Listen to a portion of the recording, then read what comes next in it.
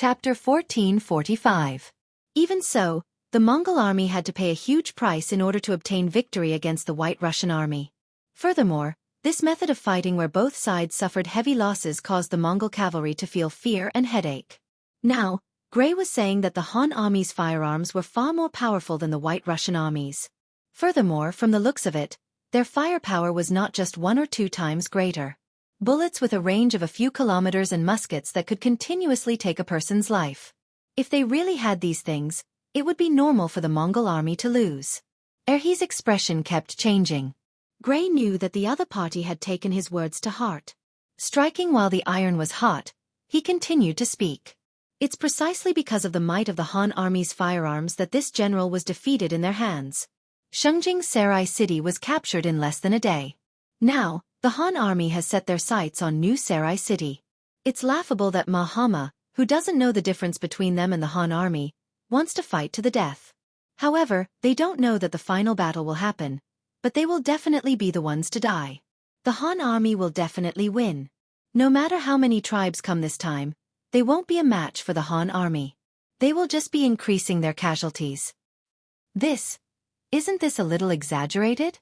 Erhe's tone carried a trace of doubt as he listened to this description that did not seem to be true. No, not only is this not exaggerated, it's not enough. There are some things that you will only know if you personally experience it. Gray sighed. At this moment, he was truly worried for the future of Mongolia.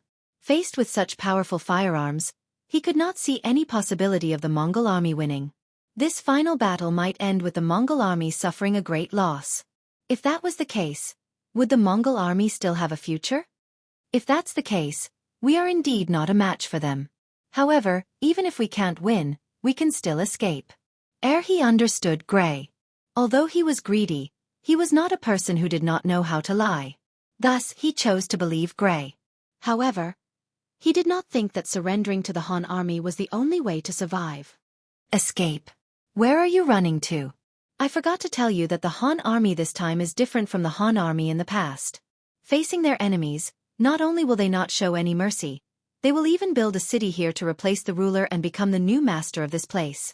At that time, any forces and tribes that oppose them will have to face a cruel blow. Rather than surrendering at that time and becoming a pariah, it is better to surrender to them now. At least they will still be loyal to them. They can even raise some conditions and enjoy a lot of benefits. Gray's words had completely shocked Erhe. In fact, Gray's words were even more shocking than Gray's words about how powerful the firearms were.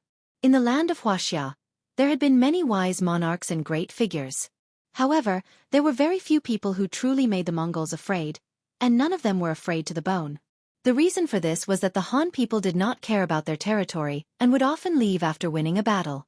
This piece of land would eventually belong to them. Just based on this point alone, once the Mongols were strong, they would definitely set their sights on the Han. On the other hand, he wasn't afraid that the other party would do anything to him. This was also the biggest reason why the Mongols had been able to survive until today. If it wasn't for that, they would have been annihilated countless times already. But now, Gray had actually said that the Han people were going to build a city here and build an army here. Wasn't that equivalent to occupying their final resting place? If that was the case, how could they survive? Could it be that the heavens wanted them to die? Erhe's expression became extremely ugly. He finally understood why the prideful Gray would surrender to the Han people. Yes, when the Han people were not only strong, but they also wanted to occupy their territory and not leave, that kind of deterrence would truly make people feel fear from the depths of their bones.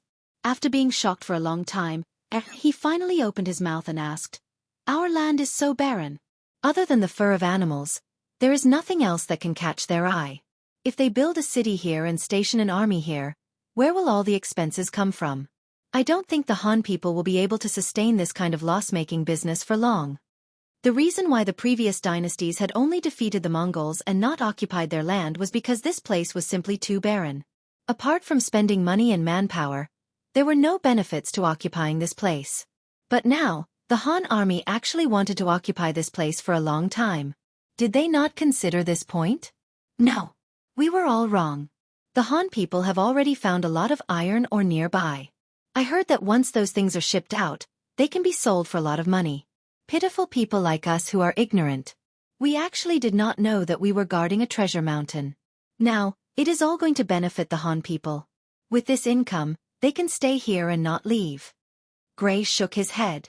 How could he not have thought of the same idea? But when he heard that the Han people had opened up the mountain to mine, this idea had completely disappeared. With a plop, he fell back into his chair. This time, he finally understood that the Han army had thought of everything.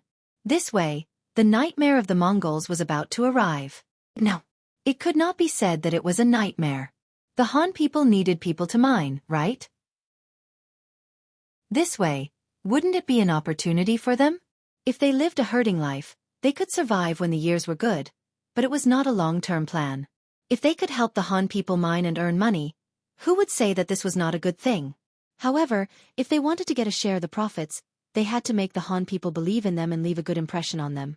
When he thought of this, he looked at Gray, there was no longer ridicule in his eyes, only admiration. It turned out that there were people who thought even further than him. Even so, it was time for him to make a choice. He did not immediately give an answer. He tried to bargain for a while. Gray understood his meaning and shook his head. Don't try to be smart. I am not a Han person. It is useless for you to talk to me. They will not talk to you either. If you want to fight for a future for yourself, you can only gamble. If you win, you can obtain benefits after helping the Han army. If you lose, don't think about it anymore. Of course, you can also choose to continue walking with Mahama and walk towards destruction together. As soon as he said this, he shut his mouth. Although this answer made him unhappy, he also knew that the situation was stronger than the person. As a weakling, how could he have the chance to negotiate with the strong? As for whether he wanted to gamble or not, of course he wanted to. He did not want to continue working for Mahama. He had long hated this method of weakening the strength of his tribe.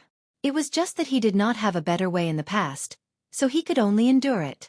Now that Mahama could not even protect himself, he naturally had to lead his tribe to independence. Okay, I'll do it with you. In the end, he made a firm choice. Gray chuckled upon hearing that. Not bad. You've made a decision that your descendants will be proud of. Trust me. That's right. After he heard this, he revealed a simple and honest smile and laughed. However, there was something that made him even happier. Gray took out a banknote with a face value of 5,000 silver and handed it over to He had never seen banknotes before, let alone Xianxia banknotes. His face was filled with paste. What is this piece of paper used for? Is it a token? It's not a keepsake, but it's very useful. This piece of paper represents 5,000 taels of silver, which can be used to buy a lot of cows and sheep. Of course, believe me, after seeing the prosperity of the Han people, you definitely won't use this money to buy sheep. Gray laughed heartily. He had seen the refined salt, iron pots, sugar, and all kinds of good things that he had never heard of before brought by the 5-star army. This was especially true for down jackets. It was much better than the leather clothes that they sewed themselves. Furthermore, these things could only be bought with the special silver of the Xianxia.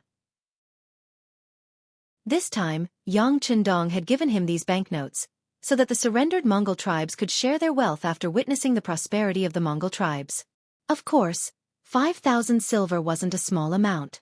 However, to an entire tribe, it wasn't enough. Yang Qindong didn't want to satisfy everyone. Did they want good things? It was simple. They just wanted to work for Xianxia. Talents would have expectations and expectations. In this way, not only would they not oppose Xianxia, they would also speak up for him. Over time, Xianxia's position in the tribe became more and more stable. He didn't know about this. After hearing that it was money, he carefully put it away. However, he still doubtfully said, "How can there be anything better than cattle and sheep in this world? General Gray, don't joke around." Gray didn't have any intention of arguing with him. He believed that facts spoke louder than words. When the time came, he would be slapped in the face. He led his tribe to join Xianxia. Gray then told him what to pay attention to and what to do next. After that, he went to the other tribes. Just convincing the He tribe wasn't enough. Gray had a lot of work to do. Furthermore, in New Sarai, Mahama didn't know that there were people who had started to oppose him and betray him. He was currently sending people to contact the Ross Duchy. There was no such thing as eternal friends, only eternal benefits. In the face of a great enemy, Mahama felt immense pressure. He finally listened to the advice of his subordinates and bowed his head to the Ross Duchy. He wanted to contact them to face the Han army together. The Han army's strongest weapon was firearms. This was the weakness of the Golden Horde. Fortunately, the White Russian army was built on firearms.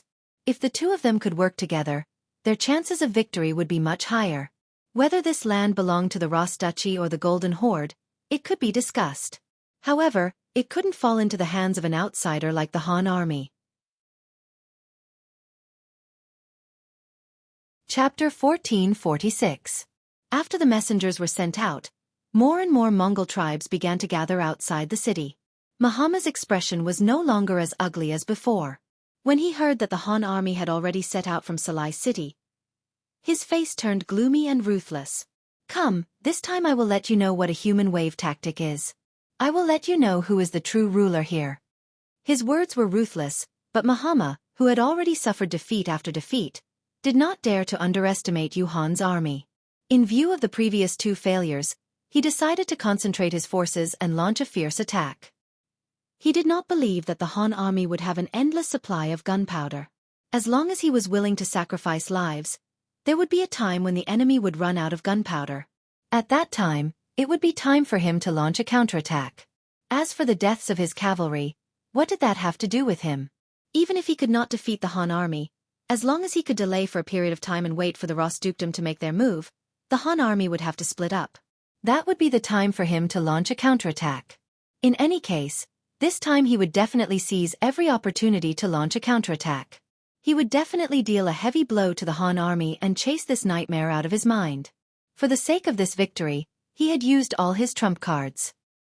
He had also sent out the 20,000 golden armored cavalry, which was made up of the strongest youths, to be used at the most crucial moment. In order to create these golden armored cavalry, Mahamar had spent a lot of effort. The heavy golden armored cavalry was meant to deal with the White Russian army's musketeers. Now that they were used to deal with the Han army's musketeers, they could be considered to have made the best use of them. Although sending out all 20,000 golden armored cavalrymen would be equivalent to bringing out their final trump card, which would put them in a much more passive position when facing the Russian army in the future, compared to the Han army that was already threatening their lives, the matter at hand was more important. One after another, the tribes began to gather outside New Salai city. The number of tents outside the city was increasing by the day. Every day, there would be dozens of carts of rations being transported out of the city and distributed to the various tribes. Providing rations to the troops was a must. After all, they could not let them fight on empty stomachs. However, this was the only thing that Mahama could do for everyone. In fact, he didn't trust these tribes. It could be seen from the fact that they weren't even allowed to enter the city. But even so, many tribes were still waiting outside the city. Many small tribes were even sharpening their swords. They wanted to perform well and curry favor with Mahama. The number of soldiers outside the city increased every day. For example, the 5,000 cavalrymen of the Urhit tribe had also arrived outside the city and found an inconspicuous corner to stay. There were 7 or 8 other tribes like the Urhit tribe, totaling around 30,000 cavalrymen. By the time Yang Chendong and the 5-star army arrived at New Sarai, the Mongolian cavalry had already reached 400,000. 400,000. This Golden Horde Khanate is quite capable. After listening to Su Yunqing's report, Yang Chendong could not help but sigh at the power of the Golden Horde. Have you found out how many tribes are rushing here? Young master, there are about 150,000 people rushing out of the city. It's just that their marching speed is too slow. It's hard to say when they'll arrive. Su Yunqing replied with some difficulty. He blamed himself for not being able to help Yang Chendong relieve his worries. As if seeing through Su Yunqing's confusion, Yang Chendong waved his hand indifferently and smiled. This matter has nothing to do with you. These people are not traveling slowly, but they don't want to participate in this battle. However, they don't dare to not come, so they slowed down their marching speed. This way, they don't have to participate in the battle and won't offend Mahama. People like them are not really our enemies, so we don't have to worry about them for the time being. After listening to Yang Chendong's explanation, Su Yunxing finally understood. Knowing this, he asked excitedly, "Young master, these people won't be here for a while. When are we going to attack?" "Let's rest today. We will attack early tomorrow morning. We want to defeat the enemy in front of everyone. We want to use their mouths to spread the word that the 5-star army is invincible. It will be a nightmare to be our enemy." When Yang Chendong said these words, his eyes revealed a strong sense of confidence. As the industrial system of Crimson City grew step by step, many problems with guns and cannons were solved. He could finally get rid of the need to rely on Datsong to fight. This made him very confident, and also allowed him to increase the pace and speed of unifying the world. "Yes, your subordinate will pass on the order." After Su Yunxing received the order, he was also very excited. After saluting, he turned around and left. Yang Chendong was left in the newly built central tent. He looked at Beta Persei, who was standing quietly but had a restless look in his eyes. "What's wrong? My hands are itching again." "Ha ha." Beta Persei showed a simple and honest look. You have a loyal face, but in fact, your brain is full of petty tricks. Forget it, if that's the case. I'll leave the cannons to you tonight. Remember, don't let the enemy be idle, and prevent them from launching an attack." Yang Chendong looked like he couldn't be bothered with Beta Persei. "Thank you, young master. Don't worry." Beta Persei smiled. He knew that this was the young master's way of compensating him. If there was a chance, he would take the opportunity to kill the enemy. How could he not grasp it? After agreeing, he quickly went out to make arrangements. It was not the first time Beta Persei commanded the artillery, and he was already familiar with it. When he arrived at the camp of the 2nd Cold Front Division's artillery regiment, the regiment commander, Lin Luan, ran out excitedly. As if they were familiar with each other, he immediately asked, "Second brother, is there a mission?" "Sixth master has ordered that a battalion of men from your artillery regiment will cooperate with the work tonight. The rest of you should rest well. Tomorrow is the day of the big battle." Beta Persei patted Lin Luan's shoulder, as if this was just a small battle and the big battle was yet to come. But he completely forgot that in front of Yang Chendong, Beta Persei was much more excited than Lin Luan. "Okay, I'll accompany you tonight, second brother," Lin Luan said excitedly. "No, you have to rest well tonight. Tomorrow morning is the time for you to show your prowess." Beta Persei rejected him mercilessly. What a joke. He didn't want anyone to criticize him when he was commanding. Lin Luan's face immediately turned bitter. "Second brother, let me accompany you. Otherwise, you'll be bored." "It's not boring at all. The sound of the cannons rumbling. Your second brother is energized when I hear it." "Okay, you should go and rest." Beta Persei waved his hand impatiently, then seemed to think of something and said, "All right, leave me more shells." Seeing that he could not stay, Lin Luan's face turned bitter. "Second brother, we still have to save some shells." "It's okay. I've already sent a telegram to Jianghu and asked him to arrange for more to be sent over. Just fire as much as you want."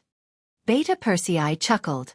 It was true that he was Yang Chendong's subordinate, but he was also one of his people. Most of the time, his every move was monitored, and it was extremely difficult for him to pull any tricks. But for something as serious as a battle, there was no problem for him to use some connections to get more shells. Even if he reported it to the young master, he was not afraid. Beta Persei even mentioned Jianghu, and a smile appeared on Lin Luan's face again. "With second brother's words, I know what to do. Don't worry, there will be enough shells for tonight, he. Lin Luan left satisfied and ordered his men to bring over a few more shells. Beta Persei was waiting for the sky to turn dark, waiting for the time to show off his power. Outside the city of New Sarai, many yurts were lit with smoke, and dinner was being prepared. The Han army had already set up camp 5 miles away, and they had also set up their military tents. Seeing that there would be a big battle tomorrow, everyone was seizing the time to rest. After all, for some people, tonight might be the last night of their lives. When the sky was completely dark, except for some troops in charge of night duty, most of the Mongolian soldiers went into their tents to rest. The time had finally come, and Beta Persei, who had been waiting impatiently for a long time, began to move the field artillery forward. Beta Persei's request was not high. He only wanted to push forward 1 mile. He wanted to ensure that the range of the field artillery could threaten more Mongolian soldiers. In order to cooperate with his actions, the new Second Army's 1st Division commander, Xiao, led the cavalry to protect him. Second brother, it's about time. Seeing that the artillery had already pushed forward more than 1 mile, and if they did not stop, they would probably reach the enemy camp. Xiao finally could not help but ask. Oh, then here it is. Beta Persei showed a simple and honest smile, scratched the back of his head, and directed the field artillery to begin to adjust the direction of the artillery fire, measure the ruler, and lock on to the target. Although it was night, the Mongolian army's every move was clearly seen by the Mongolian army. After seeing the other side continuously approaching them in the night, they first watched silently. When the distance between the two sides was less than 3 miles, they were already prepared to charge, and were prepared to summon their troops at any time. At this time, the Han army suddenly stopped. This allowed them to heave a sigh of relief, and they also wanted to see what the other side was going to do. The artillery was blocked by the cavalry of a division. After everything was adjusted, the cavalry moved aside, and the artillery finally appeared. The Mongolian scouts also saw it clearly. Not good. It's artillery. Quick, inform the rear. When a scout finally saw the Han army's actions, his heart trembled. He did not expect the Han army to use artillery in the night, and he shouted in shock. Chapter 1447. It must be said that the Golden Horde also had some cannons. However, compared to them, there were very few of them and their range was very short. Because of that, they did not dare to take the risk of using them in the dark. What if they were destroyed by the Han cavalry? On this point, the 5-star army did not have so many misgivings. Be it in terms of range or numbers, they were willing to take the risk. They also had the strength to take the risk. After all, there was still a regiment of cold vanguard soldiers mixed in with the 1st Regiment. The 2nd Regiment commander, Zhong Guangquan, was afraid that the enemy would not come. The cavalry dodged to the sides, and under Beta Persei's orders, the cannons began to fire towards the Mongolian camp. The direction of the cannons was towards the middle of the Mongolian camp. That was where most of the enemies were gathered, and they were also the ones who supported the Great Khan. As for the smaller tribes like Erhe, they had already received news that their general's camp was in a corner, and was not within the range of the cannons. In the originally silent night, the sound of cannons suddenly rang out. One by one, the tents were bombarded until there was nothing left. Who knew how many Mongolian soldiers were still sleeping when they were born, going to meet the Tengri that they trusted so much? There were a total of 50 cannons, and every shot was accompanied by 50 furious roars. Everywhere the cannons blasted, flames and cries of pain could be heard. The sound of the cannons alerted the other Mongolian soldiers, and they were unable to sleep. Instead, they walked out of their tents, their eyes and mouths wide open as they stared at the hellish scene in front of them.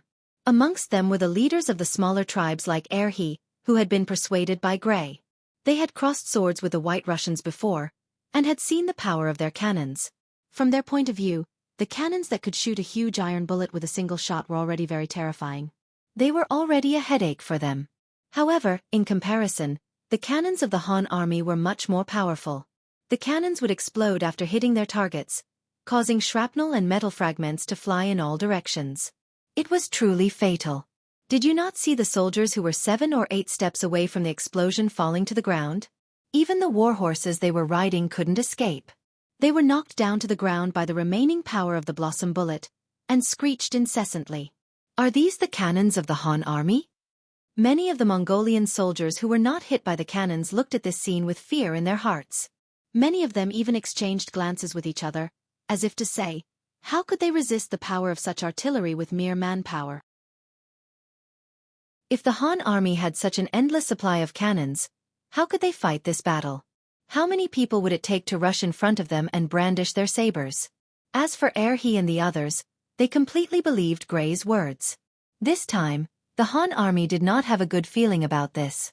It seemed that their choice to trust the other party and surrender was the right choice. The cannons were still firing. In less than an hour, hundreds of tents had been destroyed, and tens of thousands of people had been hit, either dead or injured. Finally, the cannons stopped firing, as if they were tired and wanted to rest. On both sides of the cannon formation, Regardless of whether it was the 2nd Cavalry Division of the new Second Army or the 2nd Cold Front Division, a sliver of disappointment appeared on their faces. Originally, they had assumed that the Mongolian cavalry would not be able to endure such torture and would take the initiative to charge over. However, who would have thought that after an hour of cannons firing, not a single one of them had charged over? This caused them to be greatly disappointed, and they scolded the Mongolian cavalry for not having any backbone in their hearts. Let's rest for a while and lower the temperature of the cannons before firing again. Beta Persei lit up a cigarette in satisfaction, and threw the rest to the soldiers beside him. Then, without caring about his image, he sat down on the ground with a satisfied smile on his face. The previous round of cannons firing was extremely satisfying, and had also achieved the goal of not letting the Mongolian army rest. When he looked at the 5-star army camp behind him, they were still incomparably silent. Clearly, they had already received the news, and did not bother about the cannons firing. They should sleep if they had to. One side was full of energy after a night of rest, while the other side was extremely tired. Even in terms of soldiers, they had a 30% advantage. When Beta Persei thought about how all of this was achieved under his command, he could not help but feel extremely satisfied. The cannons of the Han army finally stopped firing, and the soldiers in the Mongolian camp heaved a sigh of relief. The Mongolian soldiers who were fortunate enough not to be hit by the cannons naturally rejoiced, but at the same time, they started to set up their tents. There was still a huge battle tomorrow, and they still needed to rest. However, it was a pity that the area in front of the city gates could not be used anymore. That area was filled with craters caused by the cannons, and the ground was also covered in blood. Furthermore, there were corpses everywhere, and the stench was extremely strong. They could not stay there any longer. There was not enough space, so they could only move to the sides. Using this chance, the Earth tribes also moved their tents, moving to the sides. Their actions were ridiculed by the other Mongol tribes, while the tribes loyal to Muhammad took the opportunity to occupy those places for their army to set up camp. On the city walls of New Salai City, Prince Bola saw all of this, and his expression was extremely solemn. We can't go on like this. Who knows if the Han army will use their cannons again? Just in case, we need to be prepared. Where's Hulahan? I order you to lead the 5,000 cavalry and prepare to charge. The moment the Han army uses their cannons again, charge up without caring about the cost and destroy them. As he spoke, Bol turned his head to the side and looked at Hurahan, who was wearing a suit of armor. Bola looked down on Hulahan in his heart. He was just a dog that had lost his home because of the Han army. Such a coward was not worthy of standing beside him. If it was not for the fact that he was in dire need of manpower, he would have dealt with this person long ago. However, even so, he could not let him off so easily. Bola had already heard that if it were not for this Hulahan provoking the Han army in the Far East, they would not have come to his territory. It could be said that this person was the root of the problem, the source of the war. With such an understanding, how could Bola treat Hulahan well? Sending him out this time was equivalent to sending him to his death. When the ashen-faced Hulahan heard that he was going to be deployed in the middle of the night, he dropped to his knees and begged, "Your Highness, please spare this lowly one. This lowly one is willing to serve you as my master and serve you for generations to come." Seeing that Hulahan did not want to lead the troops, Bola's face sank, and his voice became cold. What? You want to go against my orders? This. Your Highness, it is not that this lowly one wants to go against your orders. It is just that the Han army's cannons are too powerful. Furthermore, they are taking the initiative to attack, so it is impossible for them not to be prepared. Attacking in the middle of the night is too short-sighted, and it is not suitable. Hulahan opened his mouth and spouted nonsense. Humph. Even if it is the middle of the night and we cannot see through the enemy, they should not be able to see through us either, right? This is the best time to attack. Do not worry, as long as you can kill your way through, this prince will immediately order the army to follow up. At that time you will have the greatest merit. Bola rejected Hulahan's request and gave the order in a resolute tone. Since he had already said that, if Hulahan still refused, he would not even have the chance to charge and would be taken down by Bola. Thinking that there was at least a chance of survival if he attacked, he could only nod.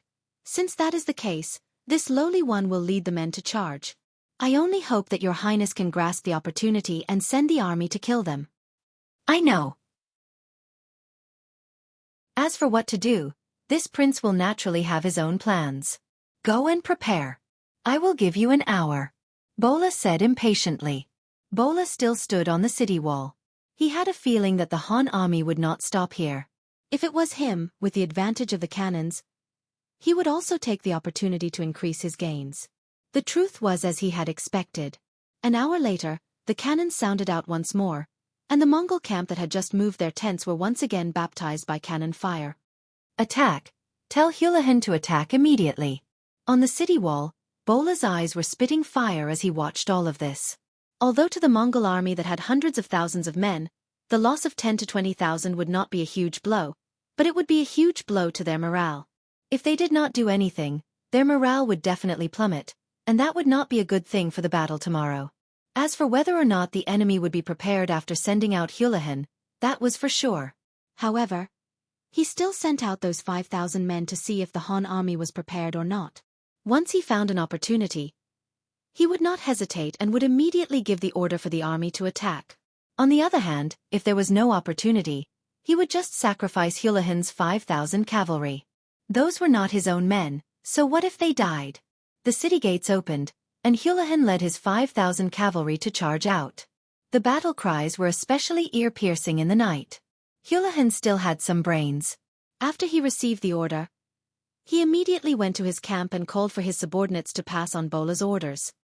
Brothers, it wasn't easy for this general to obtain this opportunity to render meritorious service. As long as we can charge out tonight and destroy the cannons of the Han army, it will be a great merit. In the future, endless wealth awaits us. What about the future? It all depends on tonight. I'm willing to be the vanguard and obtain the greatest merit. All the generals were pumped up by Hulahan's words, and they were all raring to go. They could not wait to charge out of the city and charge towards the cannons.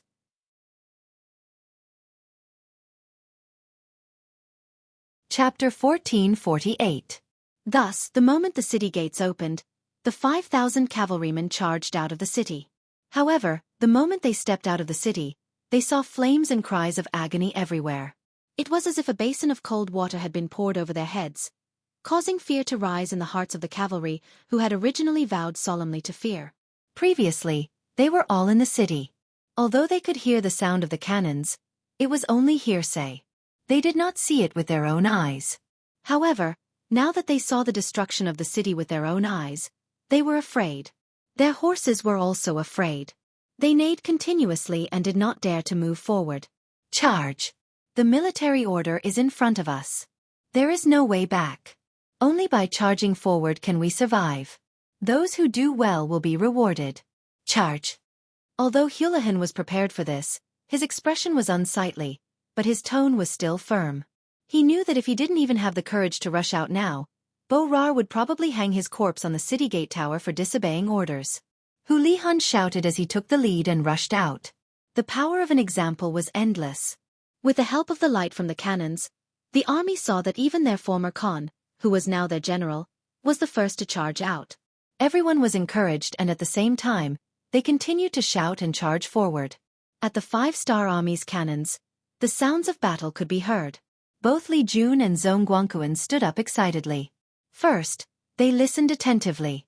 Then, they thought of something and their eyes lit up. They're here. The enemy is finally here. Ha ha ha, soldiers of the Cold Vanguard, check your guns and prepare for battle. Zhong Guangquan laughed loudly. Cavalrymen, prepare to charge as well.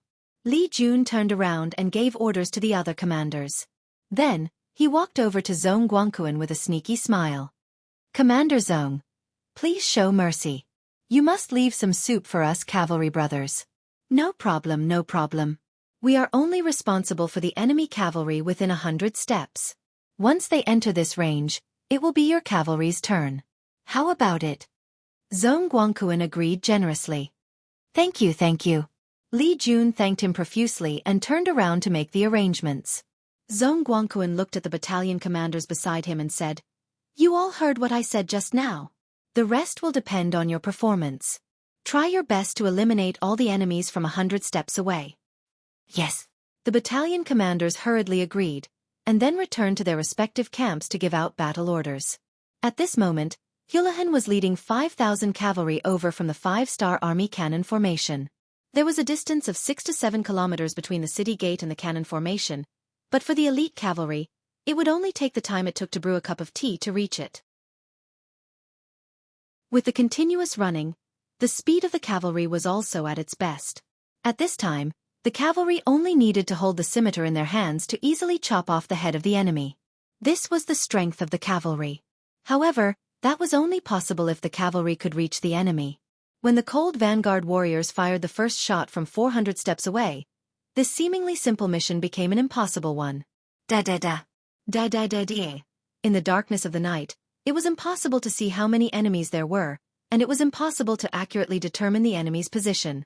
At this moment, the light and heavy machine guns displayed their advantage. Bullets flew forward like raindrops. Under the blanket attack, one after another, the cavalrymen from afar were hit. They either fell off their horses or fell to the ground with their horses. Hurahan had already slowed down not long after he started charging, intentionally falling behind. He had fought the 5-star army more than once, so he knew better than any of the Mongolian soldiers how strong the enemy was. Because of this, he knew better than anyone else the difficulty of the mission. He hid at the back because he wanted to act according to the situation. If they really charged in front of the 5-star army and made a contribution, he would stand out and take the credit. On the other hand, if things went wrong, he would find an opportunity to escape. Although this would incur the wrath of Bola, it was nothing compared to staying alive. Hulahan's idea was good, but he neglected one point, which was the power of the 5-star army's guns. They weren't using the guns that the Russians bought from the West. They weren't the kind that could only hit iron balls and had limited range. They were using the Type 95, which was 500 years ahead of the current era. The current Crimson City could already replicate the Type 95 after many years of development. As for the bullets, they were already successfully manufactured and used in the army. Facing such a powerful gun, if you used the old way of thinking to deal with it, you would have doomed Hulahan to a tragic end. Especially when he underestimated the fighting spirit of the 5-star army and their determination to destroy them. That was equivalent to destroying his last hope. Under the continuous firing of the light and heavy machine guns, squad machine guns and the Type 95, the charging Mongol cavalry fell one after another on their way forward. None of them were able to get within 100 steps of the enemy. While this greatly damaged the enemy, it also made Commander Li anxious. He originally thought that in the darkness, no matter how elite the Cold Front warriors were, they wouldn't be able to destroy the enemy and he would have a chance to act. But now it seemed that he had miscalculated. Since that was the case, he decided that he couldn't wait any longer. All soldiers, get on your horses and prepare to charge. Since Zhong Guangquan didn't give him a chance, he would create one himself. Seeing that the enemy had lost more than half of their men, if they didn't attack, they wouldn't have a chance. Thus, Commander Li decided to lead the soldiers to charge and take the initiative to enter the battlefield to kill the enemy. The soldiers of the new 2nd Army's 2nd Cavalry Division, who couldn't wait any longer, were waiting for this order. Seeing that their commander was going all out, they had nothing to be afraid of. After receiving the order, they quickly rushed out and went straight to the center of the battlefield. F***CK, stop shooting. Zhong Guangquan saw the 2nd Cavalry Division's actions and quickly ordered them to stop in shock. The gunshots immediately stopped, which prevented them from killing their allies by mistake. Although the gunshots had stopped, Zhong Guangquan jumped up and walked to Yang, who had just stopped the bombardment, with a bitter look on his face. Second brother, look, some people don't care about martial ethics. Yang was currently instructing the soldiers to lower the temperature of the cannons when he saw Zhong Guangquan walking over aggressively. He snorted and said, I say, Regiment Leader Zhong, we can't just focus on satisfying our cravings and monopolize everything. Just now, your Cold Front warriors had a good time killing. It's reasonable for the cavalry brothers to be anxious. We should understand each other.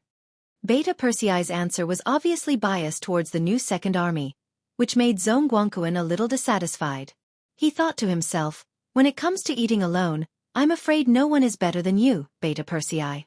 Look, you even sent Commander Lin Luan back. But he didn't dare to say these words out loud. If he really offended Beta Persei, even their commander, Xiaofeng, wouldn't be able to protect him. Zhong Guangquan didn't say anything. Beta Persei's purpose of suppressing their momentum had been achieved, So he said like a good old man, "Okay, when Commander Li comes back later, I'll talk to him. Your cold front warriors performed very well this time. I'll report to the young master later. But remember to guard against arrogance and rashness. You have to know that a big reason for your excellence is the advanced firearms in your hands, understand?" It was precisely because the cold front warriors had mastered the most advanced firearms that they had such powerful combat power. But when they won so many battles, they seemed to think that they represented powerful combat power. Yang Qindong had mentioned this to the cold front warriors more than once. Beta Persei did this because he was following Yang Qindong's orders. When these words fell into Zhong Guangquan's ears, his expression became incomparably serious. He knew that he did have the intention to eat alone just now, and Beta Persei saw through it. Thinking that this time was a reminder, he was afraid that he wouldn't let it go so easily next time. He immediately said with an attitude of admitting his mistake, "Second brother, you're right. I was indeed a little impulsive just now. But if there's a next time, we'll definitely discuss it with the cavalry brothers." This attitude is needed. Beta Persei's expression became much better, and he nodded in satisfaction. The gunshots stopped, and the Mongolian cavalry who were lying prone on their horses felt the pressure on them lessen. The people in front were either dead or charging forward. Houlihan, who was hiding at the back, had a look of joy in his eyes. It must be that the Han army's firearms ran out of ammunition. Houlihan thought to himself, wasn't this where his opportunity lied? He immediately got up from his horse and shouted, "Brothers, the Han army's firearms are out of gunpowder. This is the time for us to perform meritorious deeds. Charge!" Those cavalrymen who were scared out of their wits were originally in a daze, but when they heard their generals shout, they were all overjoyed. Didn't they persevere until now to perform meritorious deeds? Now that the opportunity had come, who would think of letting it go?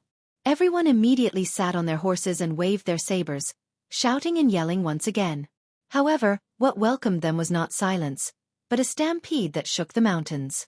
With Division Commander Li at the lead, more than 8,000 cavalrymen charged forward. Each of them held their breath and charged forward. The soldiers of the 2nd Cold Front Division had their fill, but how could the cavalrymen who became spectators be satisfied? Seeing other people perform meritorious deeds, they were also itching to perform. Finally, the division commander toughened up and gave the order to charge. Which soldier did not rush forward, afraid that if they were a step late, they would not be able to perform any meritorious deeds?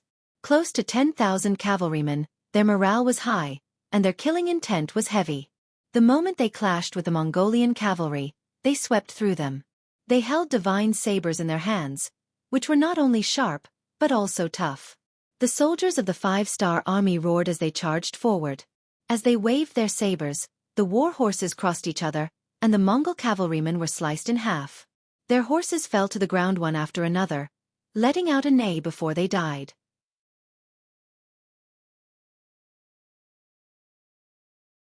Chapter 1449.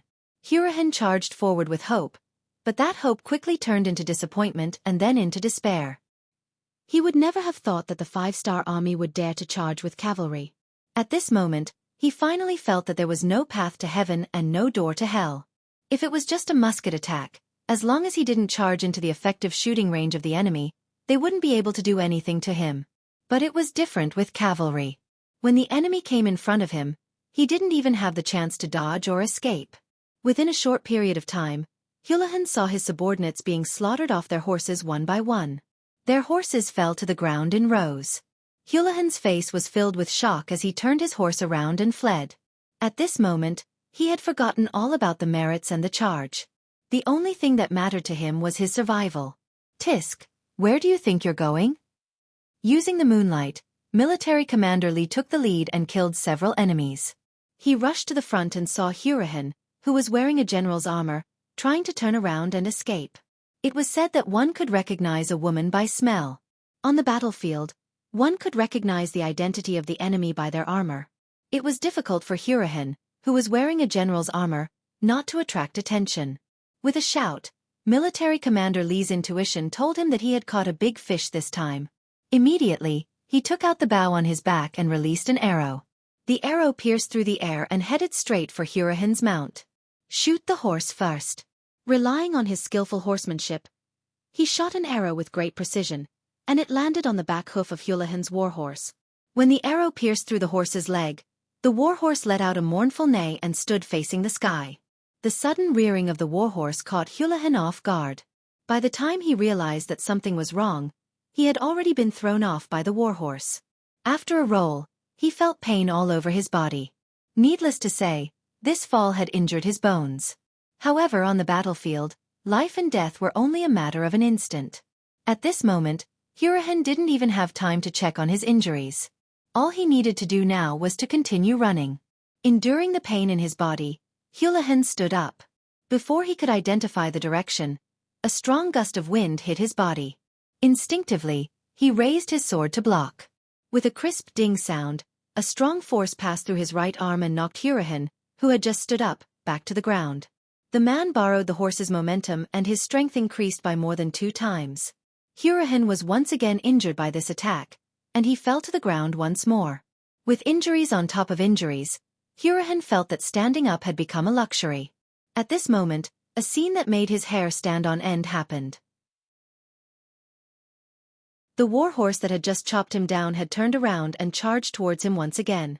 Hurahan cursed in his heart and gathered all his strength to crawl on the ground as quickly as he could. At this moment, there was only one voice in his mind, and that was to escape. Even if he had to crawl, he had to escape. With a chi-la sound, Hurahan felt a sudden pain behind him. The strength that he had just gathered in his body dissipated. Feeling that the horse on him had been chopped in half and hot blood was flowing from its back, Hurahan's eyes finally revealed a look of despair. At this moment, the scene of him leading his troops into the far eastern region of Al City unknowingly appeared in his mind. Thinking back to that time, how glorious was he! He never showed mercy to his opponents and killed as he pleased. How long had it been and this scene was about to happen to him?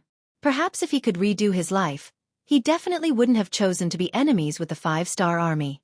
Li Jun stopped his horse and looked at the back of the enemy who was still trying to fight back. He shook his head and said, "Don't blame anyone. If you want to blame someone, blame yourselves for being enemies with our 5-star army." After he finished speaking, Li Jun once again bent down and raised his blade. A bloody head flew into the air. Hulahan, who had once dared to take the initiative to find trouble with the 5-star army, had become an ice-cold corpse. Following Hurahan's death, the 5,000 cavalrymen he led on the battlefield were either dead, injured, or surrendered. After not seeing a single enemy on the battlefield, Li Jun's division commander was satisfied and returned with the army. On the city tower of New Salai City, scouts were constantly reporting the results of the battle. They reported Hurahan's death and the 5,000 cavalrymen's annihilation to Prince Bola. Hiss! Bola only felt his teeth hurt. Although this was the result he had long expected, when it happened, he couldn't help but feel a chill in his heart. Not only did the Han army have powerful firearms, but even their cavalrymen were so fierce. Could they really win against such an opponent? This was the first time Bola felt a sense of helplessness and fear of the unknown future. This night was spent amidst the gunfire. Every half an hour, there would be the sound of cannon fire. Whenever someone tried to launch a cavalry charge, what awaited them was endless gunfire and a crazy cavalry charge. This scene only ended when the sky began to brighten. During the night, the Mongolian army didn't get any rest. They spent the night in fear because no one could guarantee that the next cannon fire wouldn't fall on their heads. When the sky was bright, Yang Chendong also walked out of the tent. At this time, he was clearly in good spirits.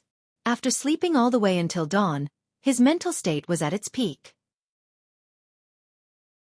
"Young master," as soon as he walked out of the tent, Beta Persei excitedly greeted him, then laughed foolishly. There was no need to say anything. Just by looking at Beta Persei's appearance, he knew that last night's harvest was not small. "What's the matter? Are you here to report the results?" "Yes, young master," Beta Persei said with a happy face. "Young master, according to incomplete statistics, we killed and injured more than 30,000 enemies last night. Among them, we destroyed more than 800 of the enemy's tents. Haha, they didn't get any sleep last night. It seems that our chances of winning today's battle are much higher." Not bad. Hearing the results, Yang Chendong was also very satisfied. The meaning of last night's battle was not how many enemies were killed, but how much courage the enemy had. As a result, How could an army without morale be a match for the high-spirited 5-star army? Well, you've been tired all night. Go and rest, Yang Chendong said with concern, then prepared to go to the front line to supervise the battle. No, young master, I'm not tired. Beta Persei shook his head vigorously. They were facing a battle with hundreds of thousands of people today. How could he miss out on such an occasion? As for not resting for a night, it was really nothing for people like them who lived on the battlefield all year round. Seeing that Beta Persei wanted to continue to fight, Yang Chendong had no intention of stopping him. There were some things that even if he spoke, he could stop the other party's actions, but he could not stop the other party's anxious heart. If that was the case, it was better to let Beta Persei continue to fight. Okay, if that's the case, you continue to take care of the artillery regiment. Oh right, those 8 mortars. Get ready and wait for orders. See if you can shoot down a big guy. Beta Persei, who had long been used to commanding artillery, immediately agreed with a smile. Young master, you're good, ha ha ha. The sky was bright, and Bola also let out a long sigh of relief. Although he didn't have much confidence in winning the upcoming battle, at least they could fight back during the day. With their superior military strength, even if they exchanged 1 for 2, or even 3, they would still be able to fight back. There was no need to continue to be beaten up. Bola's idea was to fight with the Han army in the open. He had already thought of a countermeasure during the night and continued to charge. He wanted to see how much gunpowder the Han army had and how long they could last. For this reason, he had already ordered people to invite the tribal leaders. He wanted to make a promise to raise their morale as much as possible and deal a heavy blow to the Han army. Once both sides started to suffer heavy casualties, he did not believe that the Han army would not retreat. He did not believe that the Han army would be able to hold their ground after coming so far, and with the Ross principalities behind them. He did not believe that the Han army would be able to hold their ground. Once they retreated, it would be time for him to lead his army and attack.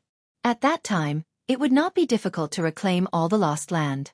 More importantly, once he defeated the Han army, he would have the other side's firearms. In this way, the White Russian army would have nothing to fear.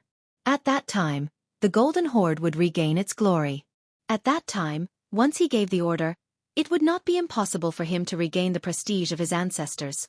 In the camp of the 5-star army, the soldiers were eating breakfast. Yang Chendong would never mistreat his soldiers in terms of food, drink, and clothing.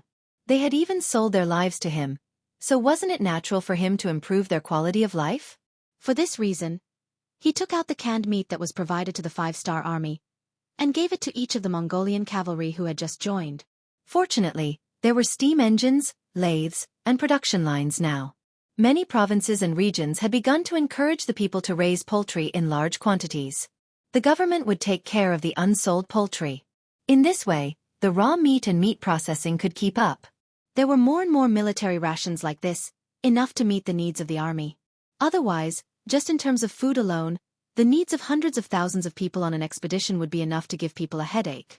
The Mongolian cavalry ate the canned meat in their hands with a satisfied smile on their faces. They had never seen such things even in their dreams. Now that they had enough, it was a happy thing. Perhaps they had never been treated like this before. Some of the Mongolian soldiers were secretly hiding food. In their eyes, it was not enough for them to eat such good food. They should share it with their families and let them know what the so-called delicacies in the world were.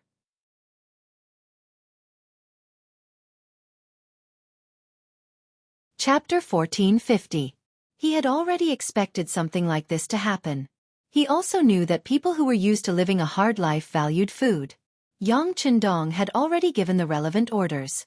When the commander of the new Second Army saw the scene of people hiding food in the camp, he sighed and walked towards a temporary platform in the camp. As he walked, his expression was still unsightly.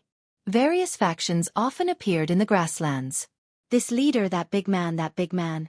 They were either brave, cunning, or living in a balance. However, no matter which leader they were, they did not change the fact that they had to solve the problem of food and clothing for their people. On the grasslands, the more they fought, the poorer they became. The population also became smaller and smaller. They had no choice but to rob. If they encountered the Han people of the Central Plains who were easy to bully, they could barely survive. However, once the Han people were strong, They could only run away with their tails between their legs. Thinking about it, how sad was that? Since that was the case, why not follow the sixth young master? Although he was not a Mongolian, he was the only one who could let the Mongolian people eat and not starve. He could let the Mongolian people wear clothes and not suffer from the cold. He could also let the Mongolian people live in the city and have something to do. They did not need to live a life of bloodshed. Since that was the case, why not sell their lives to the sixth young master? What they wanted, what they needed, he could satisfy them. He was not like some people who insisted on the meaning of the golden bloodline. Could it be that with such a bloodline, they could live a better life? Countless thoughts flashed through his mind. When he walked to the platform, he had already made up his mind. He would follow Yang Chendong to the end. Not only him, but he would also persuade more people. In the past, he served in the 5-star army to repay Yang Chendong's kindness. However, from now on, he would serve wholeheartedly for the sake of a better life and future for the Mongolian people. On the platform, it was as if he had become a different person. He stood tall and his voice spread in all directions with the help of a simple loudspeaker. Brothers, I've lived a hard life like all of you, and I deeply understand what you're doing now. However, I still have to say that we are about to go to war. If you keep food on your body, it will not be beneficial for the next operation. Trust me, put down those things and eat them. As long as we can win the next battle, there will be a lot of good things like this. You will eat until the day you vomit. What? Eat until you vomit? The Meng cavalry soldiers shook their heads in disbelief. In his opinion, how could he have enough of such delicious food? Bull**T. As for spitting it out, just how wasteful of an action was that? It was shameful, and would be cursed by the clansmen. He looked at the soldiers with an understanding gaze. How could he not have such thoughts in the past? However, his initial suspicions became reality. There was a time when he was sick of eating canned meat. Although it wasn't to the point of vomiting, it was close to the point of vomiting. This was unimaginable in the past when he was short of food and clothing. She could understand what the soldiers were thinking, so she said with empathy, "I know what everyone is thinking, but the facts will prove who is right and who is wrong. Next, let's talk about the standards of merit. Those who capture a head on the battlefield will be rewarded with 20 Chinese coins. Those who capture 2 heads will be rewarded with 50 Chinese coins and a can of canned meat. Those who capture 3 heads." For people who had been starving all year round, there was nothing more tempting to them than food. This was far better than being promised a high position and a generous salary. This was something that could be seen and touched. Those who capture 1 person will be rewarded with 20 Chinese coins and a tael of refined salt. Those who capture 2 people will be rewarded with 50 Chinese coins and a can of canned meat. Those who capture 3 people will be rewarded with. She held the list of rewards that she had prepared beforehand and continued to read aloud.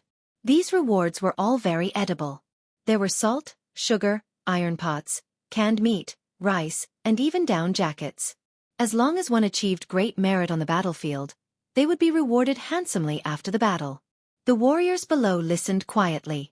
After learning that there were so many different kinds of rewards, many of them looked forward to it. Some of them even started to consider whether they should kill or capture more people in the upcoming battle. It seemed like the reward for capturing people alive was much better. The 100,000 Meng soldiers who had just been incorporated and had not had time to reorganize were motivated just like that. There was no need to do any ideological work, nor was there any need to hold a meeting to reminisce about the past. All they needed to do was to take out the rewards and place them together for the soldiers to see. This was already a great stimulation. When the rewards were placed in front of them, and there were quite a few of them, all of the soldiers were moved. They all looked at the items that they needed and thought about how to perform in the upcoming battle to achieve their goals. This was the power of capital. This was the human potential that was stimulated by material needs. Looking at this scene, Shibei believed that he did not need to say anything, and everyone would give it their all. All he needed to do was pray for the enemy. At 9 o'clock in the morning, which was the time of the ancient times, 100,000 Meng soldiers left the camp and started to get into formation, preparing to attack. In contrast, the side in charge of defense had been waiting for a long time. Looking from afar, the crowd in front of New Sarai was a sea of people. It was impossible to count how many tribes and how many soldiers there were with the naked eye. Even when facing the rising Ross principalities, The Golden Horde did not put up such a grand display. Judging from this, they already regarded the 5-star army as their strongest opponent. Vaguely, they could see that there were still dozens of cannons erected on the walls of New Salai City, and there were people busy working there. It was obvious that these cannons had just been set up to stop the 5-star legion's attack. Humph! Beta Persei used his binoculars to look at the dozens of cannons, and his eyes showed disdain. In terms of cannons, the enemy was nothing. In his eyes, these cannons were targets that could be attacked at any time. It was meaningless. Around the cannons, a group of nobles of the Golden Horde were standing there in luxurious clothes. As the saying goes, one can see far from a high place. These dignitaries appeared here as if they were the rulers of the war. Take a look and see if you are familiar with any of them. Yang Qindong also noticed the changes on the city tower, and handed the binoculars to General Gray, who had just finished persuading the nobles. He reached out and took the binoculars respectfully, then looked up with a hint of excitement. He had heard of this divine tool that could easily see thousands of meters away, but this was the first time he used it. He could not help but feel excited and nervous. It took him a while to familiarize himself with the use of the binoculars. When he looked up at the city wall, he quickly said excitedly, "I see it, I see it. The Khan is on the city tower." Uhama? When he heard the Khan's voice, Yang Qindong was also interested. Yes, it's Uhama. Gray's face was a little red, and he was a little embarrassed. He had forgotten that he was no longer a member of the Golden Horde. He had just said the Khan out of habit. Haha, very good. When he heard that Uhama was on the city tower, Yang Qindong also became excited. If they could get rid of the enemy's big boss at the start of the battle, then this battle would be much easier. He estimated that the Khan was at least 6 miles away. Muskets would definitely not be able to hit him.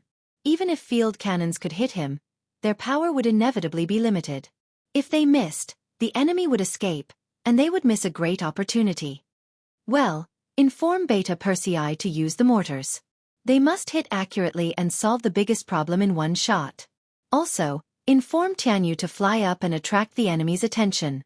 Yang Qindong quickly came up with a plan in his mind and immediately told Pan. This time, in order to deal with the Golden Horde, Yang Qindong sent a telegram to the Air Force of Qiqian City to rush over.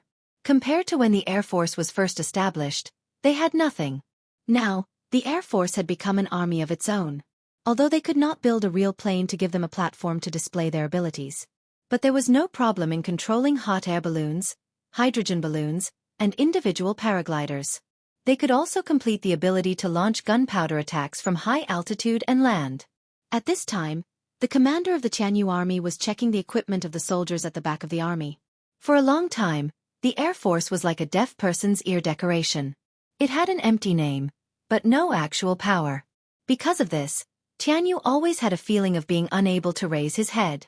Especially when the city lord's mansion allocated a huge amount of money to the Air Force every year, he felt even more pressure. Fortunately, no matter what other people thought of them, the 6th young master always supported him. If he wanted money, he would give him money, he would give him people, and he would give him technology. After receiving support from all sides, Tianyu had been suppressing his anger for a long time. Ever since he achieved military merits in pacifying Ryukyu Island, he was even more convinced that the Air Force was a powerful force. Then he worked hard day and night. Next, he led people to break through one obstacle after another. The problem of the hot air balloon's direction of ascent, the problem of the load, the problem of the stability of the altitude, the problem of the accuracy after dropping the explosives, including when to let it explode, to what extent the accuracy was, and so on. There were also hydrogen balloons that could fly higher and individual paragliders, how to carry out activities and reconnaissance behind the enemy's back, and so on. Over the years, the problems were solved one after another, and then they were solved again. Until now, the problems encountered have been solved, and the exercises have been done many times. Now, they only lacked real combat experience.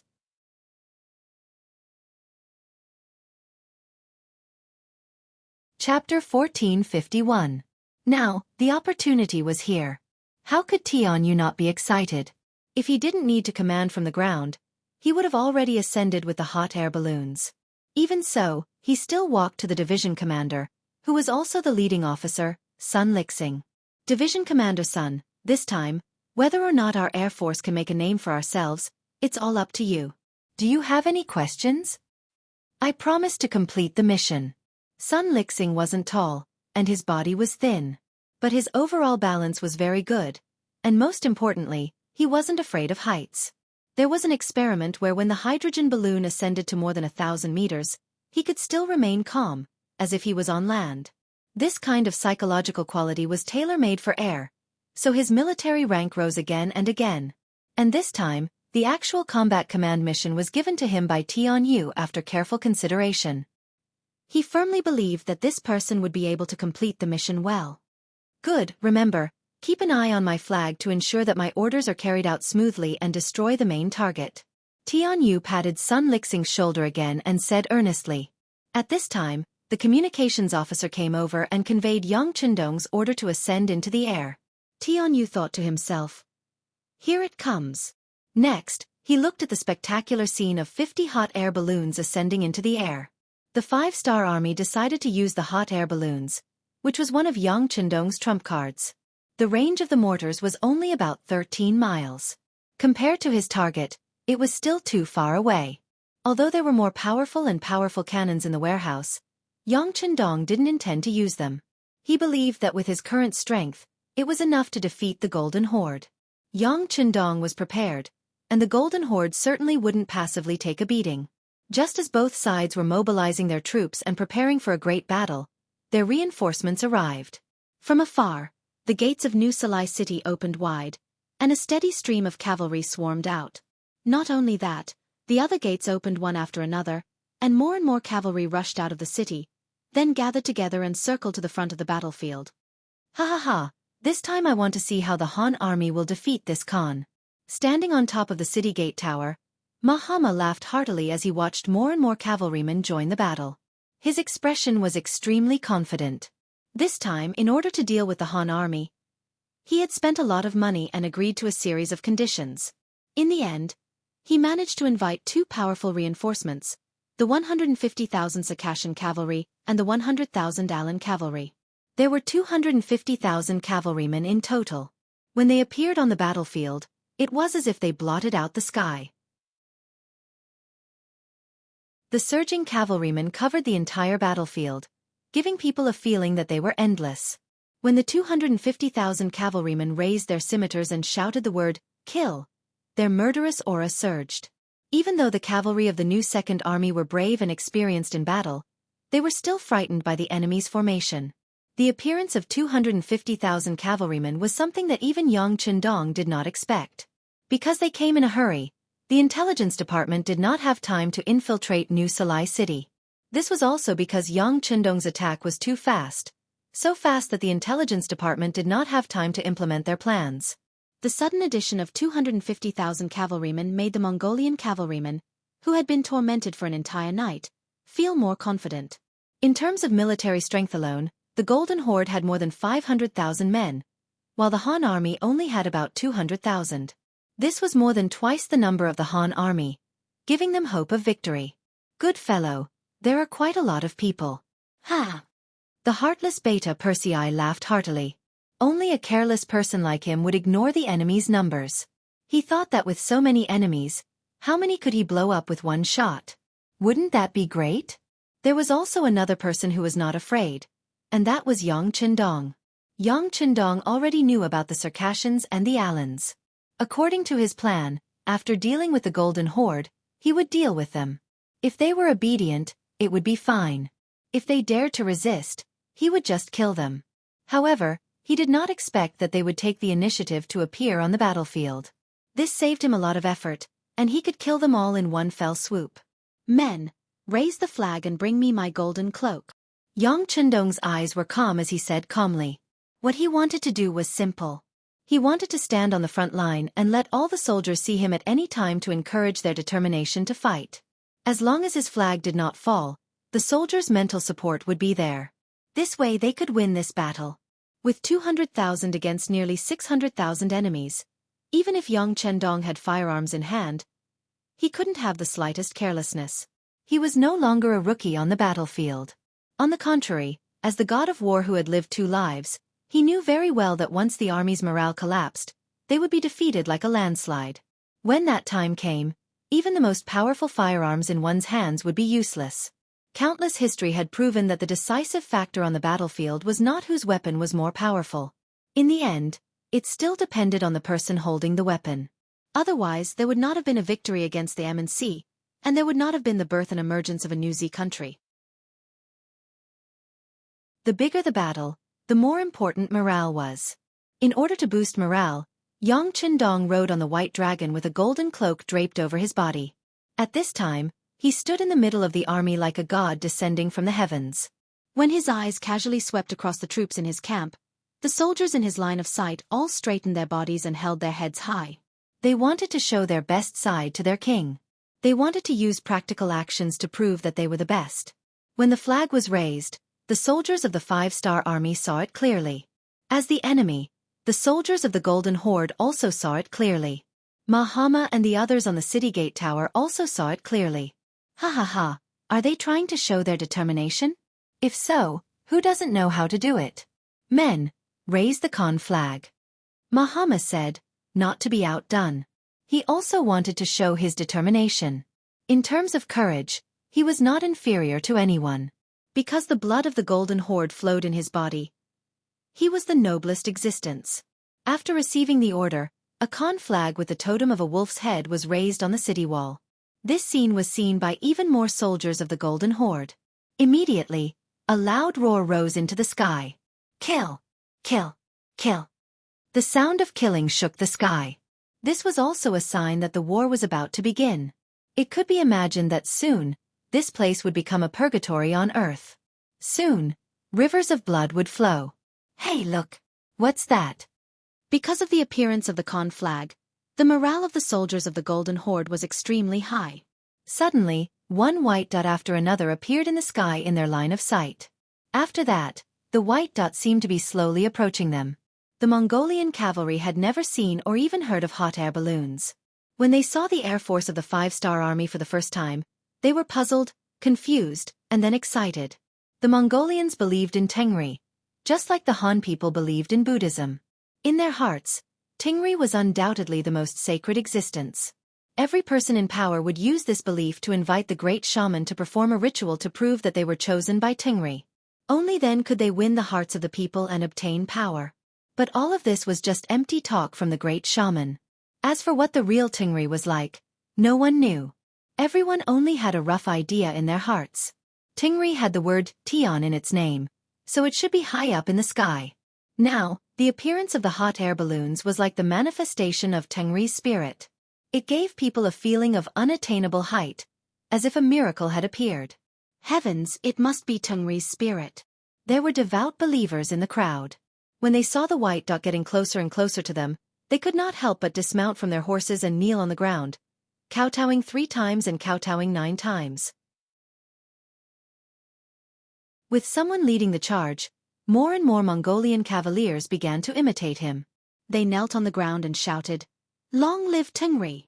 At the same time, they also voiced out the thoughts that they had thought about many times in their hearts, hoping that they could use this chance to make it come true.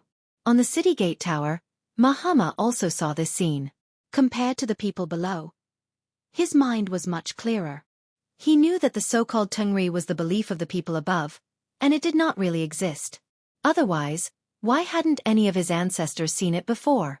Why had they not even heard of it? He knew that this was not Tengri, but seeing that the soldiers had chosen to believe, he decided to use this to his advantage. He quickly made a decision and knelt on the ground. At the same time he shouted, "Thank you Tengri for coming to support us." He saw the shamelessness of the Han people and came to help us. Using the power of belief, he had successfully gathered the hearts of the people. With this shout, everyone was enlightened. So Tengri's spirit is here to help us. Ha ha ha, since that's the case, what is there to be afraid of? We will definitely win this battle. More and more people knelt on the ground with a devout expression. Even he and the others who were dissatisfied with Mahama also knelt on the ground. There was another voice in their hearts. Could it be that the people of the Golden Family were really the children of Tengri? If that was the case, wouldn't betraying Mahama be the same as betraying Tengri? Did I do something wrong? The appearance of the hot air balloons caused a trace of chaos on the originally tense battlefield. It also diluted the killing intent. Everyone's eyes were focused on the direction of the hot air balloons. Even the 100,000 Meng soldiers who had just surrendered were getting restless at this moment.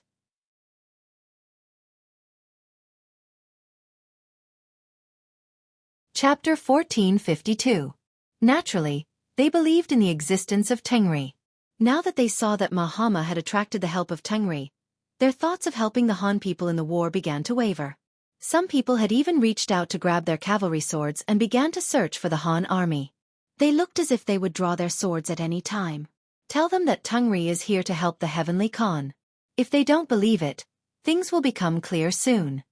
Yang Qindong noticed the change in the atmosphere of the army and ordered Shi Bi. At the same time he said to Tian Yu, who was standing at the side, "Commander Tian, send a message to your soldiers. In a while, when Second Yang fires the cannons, they must also throw down explosives on the city gate tower to prove that Longevity Heaven has abandoned Mahama, the spokesperson of the Huang clan." There were many ways to defeat the enemy, and one of them was to destroy the opponent's will. This way, such an opponent would be vulnerable and difficult to deal with. After the order was given, the two commanders immediately went to work. The chaotic aura in the army was temporarily suppressed. In the end, who was right would depend on the final choice of the white dots. In front of the artillery base, 200 field cannons were ready to fire. 8 mortars were also placed on the ground. Beta Persei led everyone to do a final inspection. "Second brother, you must be tired after a busy night. Why don't you take a seat and rest for a while?" Lin Luan looked at Beta Persei with a bitter face. Although he was begging, he was actually asking for his boss's opinion in his heart. They had agreed last night that the night battle would be handed over to Beta Persei, and he would command the battle during the day. But who would have thought that the other party would be so shameless as to snatch the command during the day?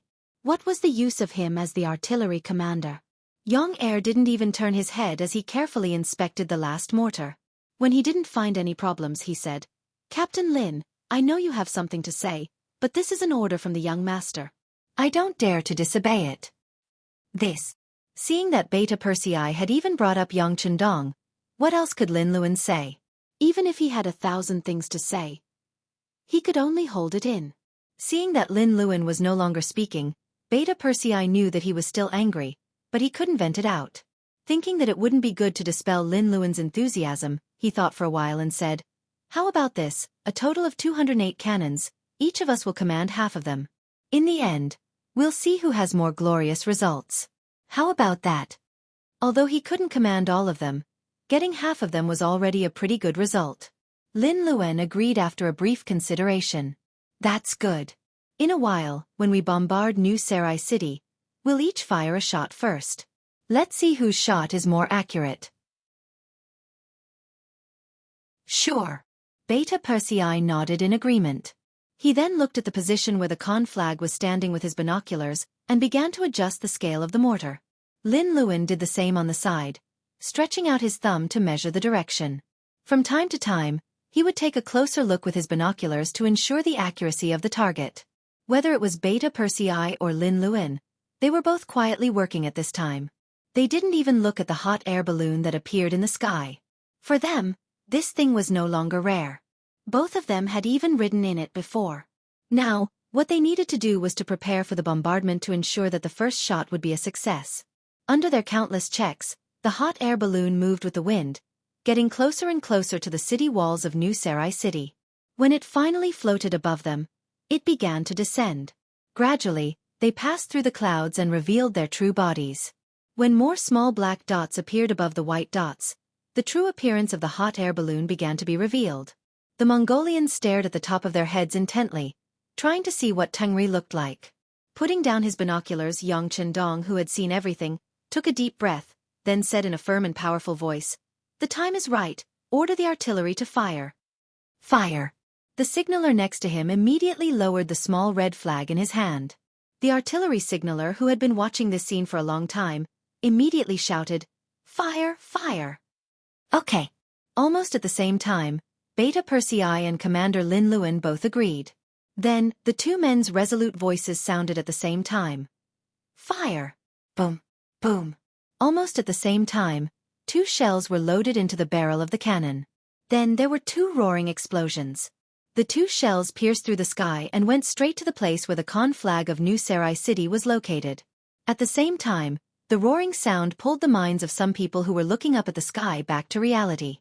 Before they could figure out what was going on, a deafening explosion came from the top of New Sarai's city tower. Then, a ball of fire flashed, and two large craters appeared on top of the city tower, along with a group of nobles who had been hit by the cannons. Under the precise adjustment, the two shells hit the vicinity of the Khan flag, and the one fired by Beta Persei fell directly 3 meters away from Mahama.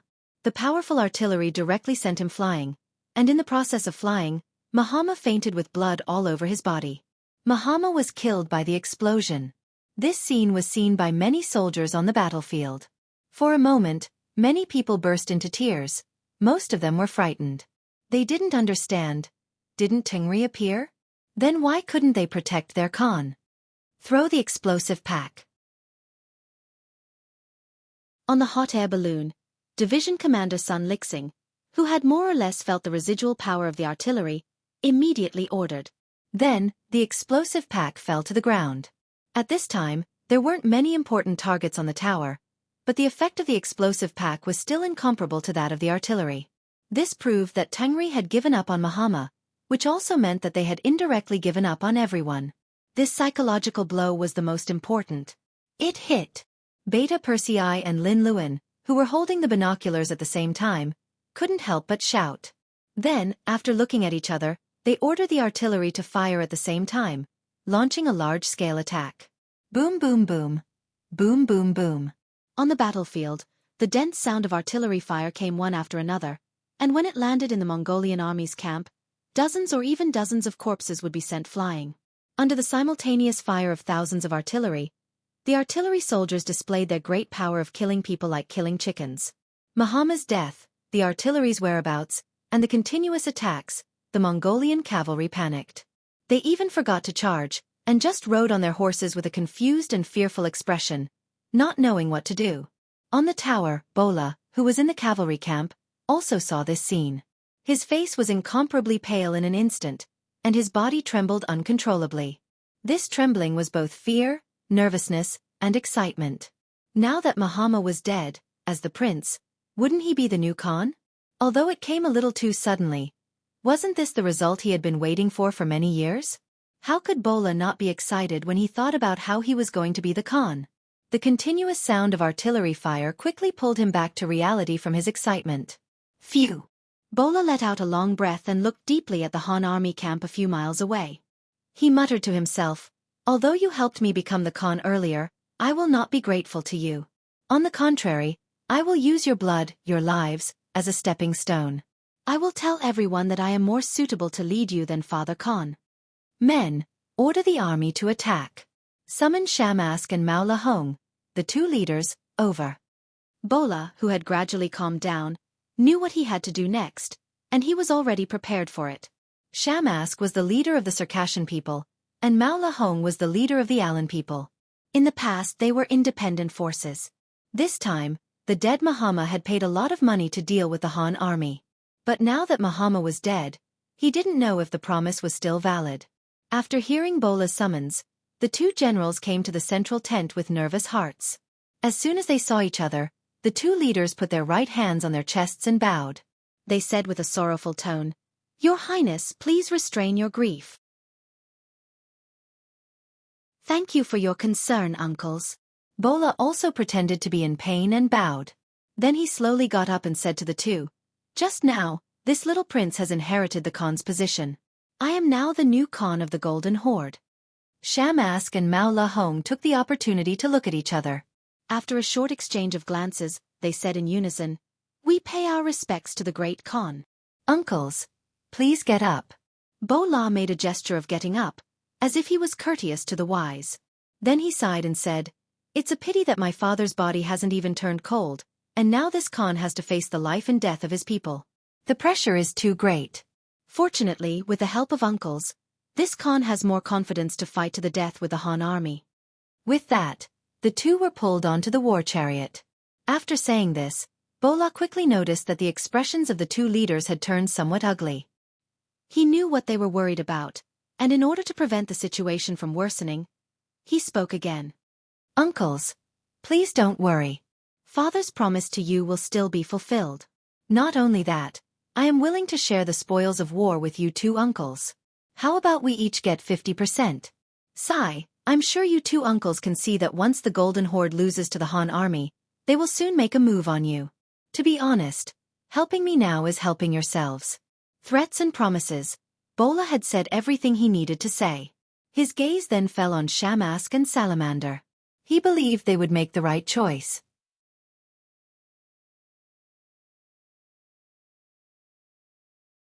Chapter 1453. If Bola had said these words before the battle, the two of them might have considered it. But after seeing the power of the enemy's cannons, they treated the Han army as their greatest enemy. None of them had the confidence to win against such an opponent. Only if the three of them worked together would they have a higher chance of winning. They already had this intention, and now that Bola had offered to split the spoils, how could the two not agree? They immediately cupped their fists and said, "Good. If that's the case, then we will follow the Great Khan to destroy the Han army and show the might of the Mongolian army." Haha, good. With the help of the two uncles, we will definitely win this battle. Even though the answer was within his expectations, Bola was still very excited after hearing it with his own ears. The three of them finally sat down together and began to attack together for a common goal. The three of them discussed the direction of their attack and said goodbye to each other before returning to their respective camps. Of course, at this time, the Great Khan and the two leaders had already changed into the battle robes of ordinary soldiers. With Ma Hama's example, they wouldn't casually expose their targets. At the same time, the Mongolian cavalry of the Golden Horde had already launched continuous attacks. Even though it was only a small-scale charge, Yang Qindong did not underestimate the enemy. He ordered the army to be prepared and only use the cannons to receive the enemy's attacks. At the same time, he was also waiting for the enemy's reaction. There were only two kinds of reactions. The first was to fight, and the second was to flee. If it was the latter, Yang Qindong would have a headache. After all, this place was vast. If the main force of the Mongolian army escaped, it would not be easy to catch them again. On the other hand, if they were to fight, it would be an extremely stressful situation for them to have more than 500,000 against his 200,000. Sixth young master, look, they're moving. The cavalry is pressing forward. Qiu Vi, the leader of the Black Cavalry, had always been sharp. He immediately noticed the change in the enemy's formation and immediately shouted. Yang Qindong's eyes were deep as he looked forward. The white dragon under him seemed to sense his master's anxiety and began to snort. Sixth young master, should we order the cavalry to launch a countercharge?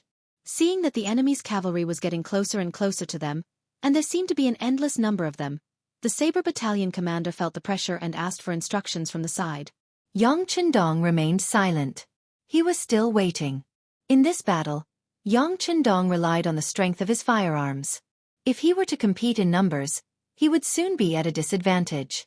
Even if he could win in the later stages, it would be a Pyrrhic victory. This was not what Yang Qindong wanted.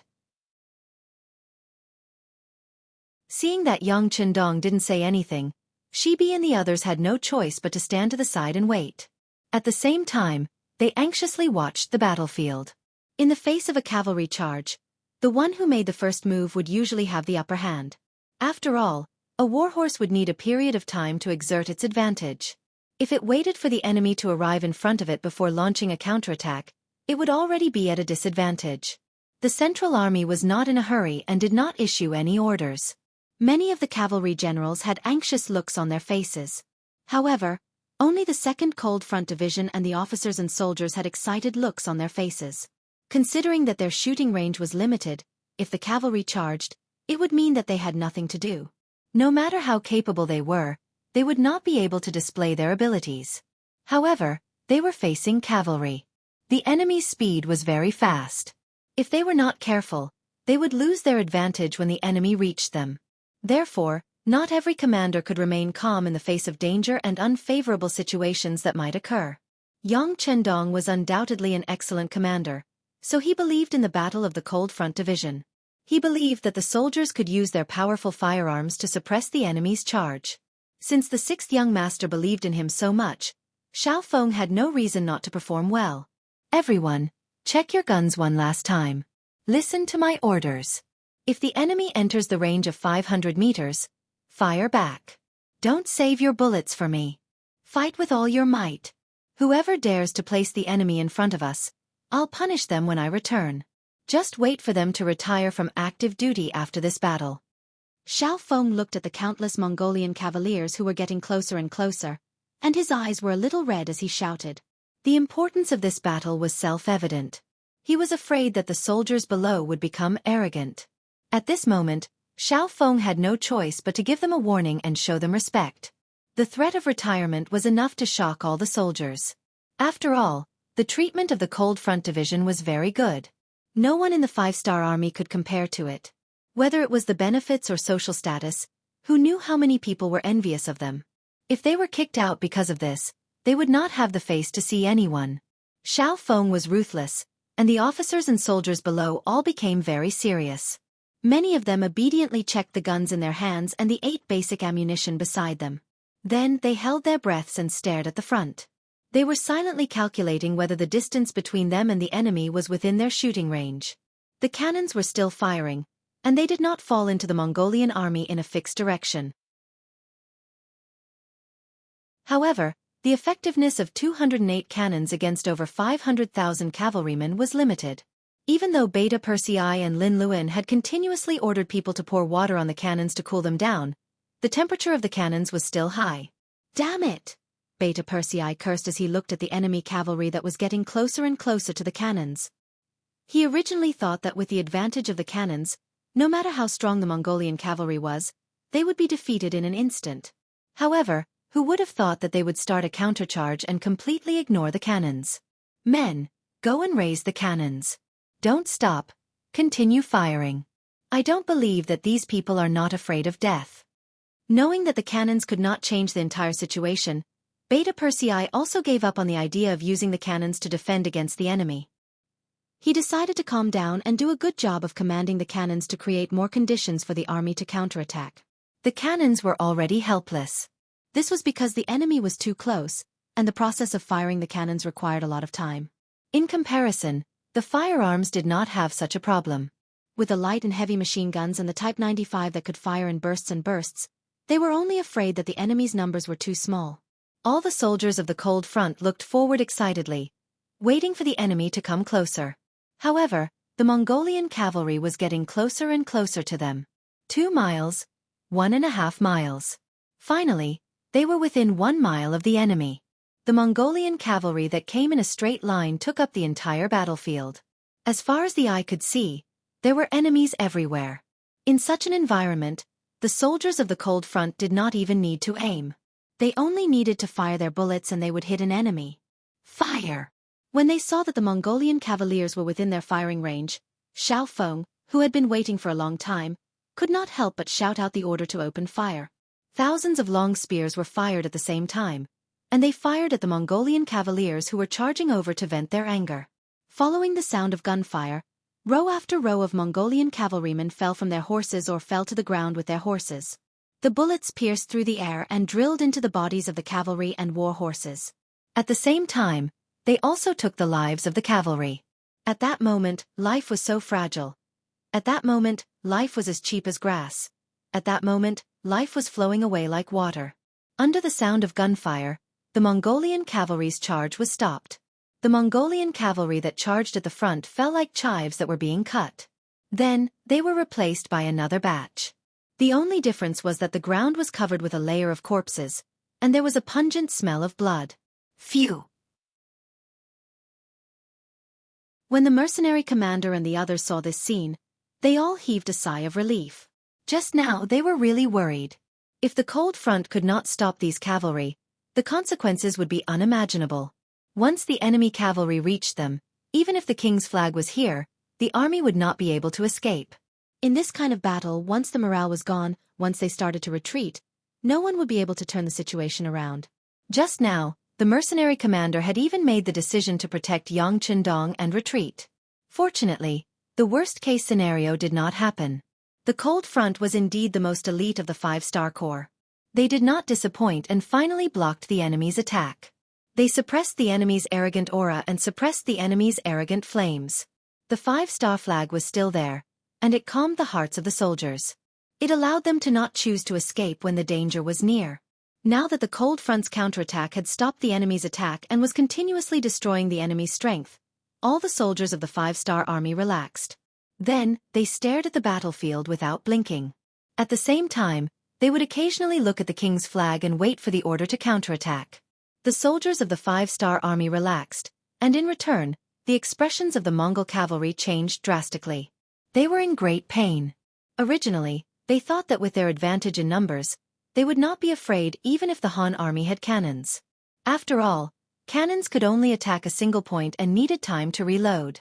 If they were lucky, they would not be hit by the cannons.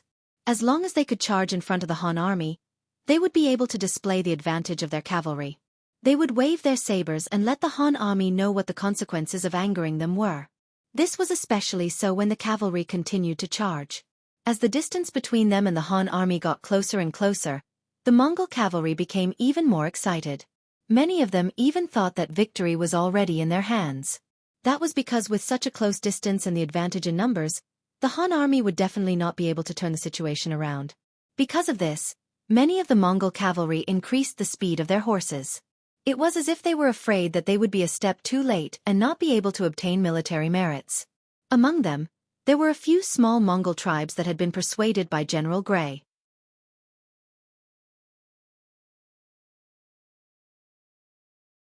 Chapter 1454. They had met with Gray before and agreed to help the 5-star army.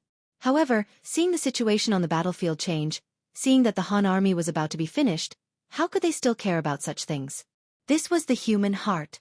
Never expect promises to be useful, and never take agreements too seriously. When you are weak, even a dog may come and trample on you. Of course, not everyone was like this. Take Heck for example. He led his tribe behind. Since he had agreed to help Gray, he could not go back on his word. More importantly, Heck did not think that the Han army would be defeated so easily. If that was the case, why would he send troops to fight the Golden Horde? With everyone having different thoughts, the 3 marshals of the Mongol army all had their own thoughts. Xianxia, the leader of the Cherkass people, and Mao Lahong, the leader of the Alans, had the intention of retreating. Under the constant barrage of cannon fire, they were suffering losses. They thought that as long as the cavalry charged into the Han army, they would be able to turn the situation around. Not only would they win, but they would also be able to get their hands on the powerful cannons. But who would have thought that in addition to the power of the cannons, the other party's muskets were also so powerful that they were able to stop the cavalry's charge? It was as if a natural dividing line had been drawn, and whoever crossed it would die. He watched as his subordinates charged forward and died one by one, and two by two died. In a short period of time, tens of thousands of cavalry died in the charge. Xianxia and Mao Lahong's expressions changed. They began to feel fear. Unknown death was the most terrifying thing.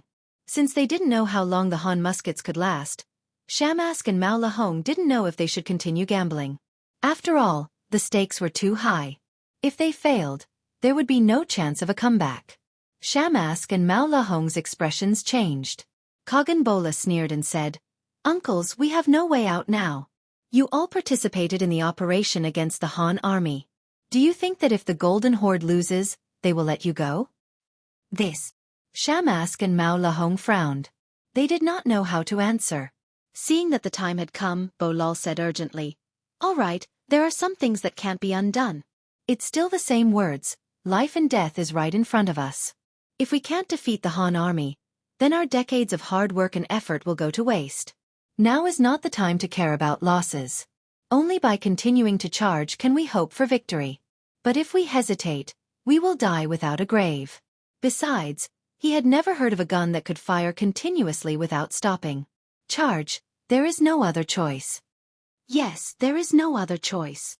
When Mao Lahong heard this, he seemed to have made up his mind. He looked at Xianxia and even spoke to console him. 2 against 1. Although Xianxia's heart ached at the losses he had suffered on the battlefield, at this point, even if he retreated, he wouldn't have a good ending. He wouldn't even have a chance to fight for a second chance. Fine. Let's keep charging. I want to see how long these Han muskets can keep firing. On the battlefield, the Mongol army was coming to an agreement. Yang Chendong, who was riding on the white dragon, sighed as he looked at the scenes unfolding before him. What a natural place for a decisive battle. Looking at the empty space in front of New Sarai that could hold hundreds of thousands of troops from both sides, Yang Chendong couldn't help but sigh at how much effort the Golden Horde had put into setting up such a natural battlefield. But this battlefield, which was meant to be used against the 5-star army, was destined to become their graveyard. The gunfire continued. The Mongolian cavalry continued to lose men, but their momentum did not decrease. In fact, they even increased their power. If it weren't for the fact that the 2nd Division of the Cold Front Division had used their rocket launchers to dispel the enemy's momentum time and time again, the enemy would have already reached them by now. This was the bravery of the Mongol cavalry. They were fearless in the face of death.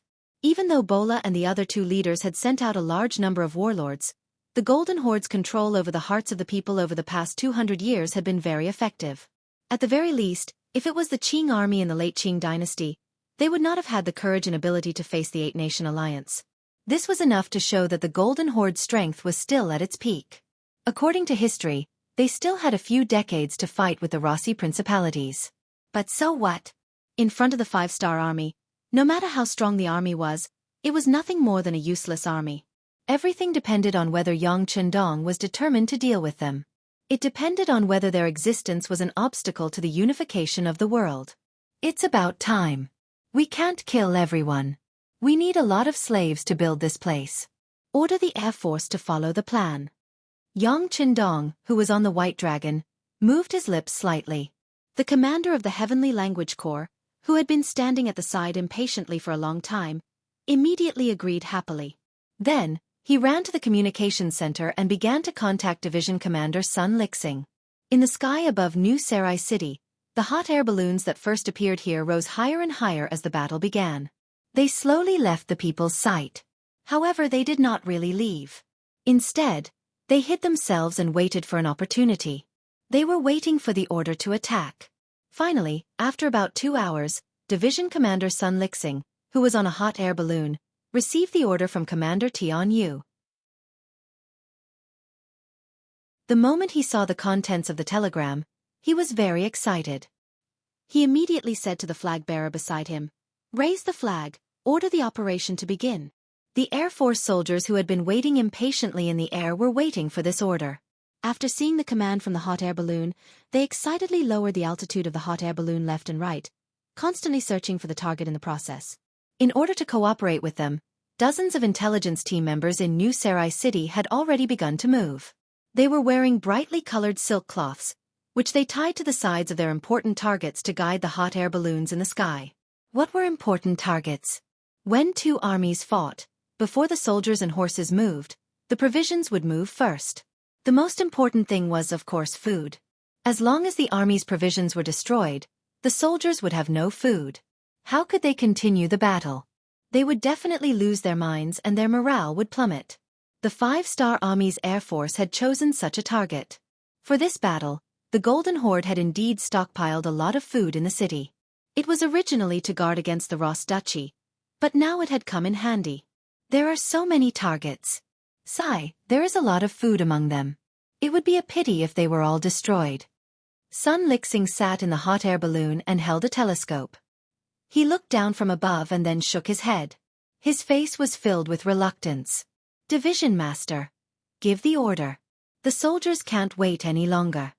A messenger beside him, who was also a thrower, urged in a low voice. He had already chosen his target.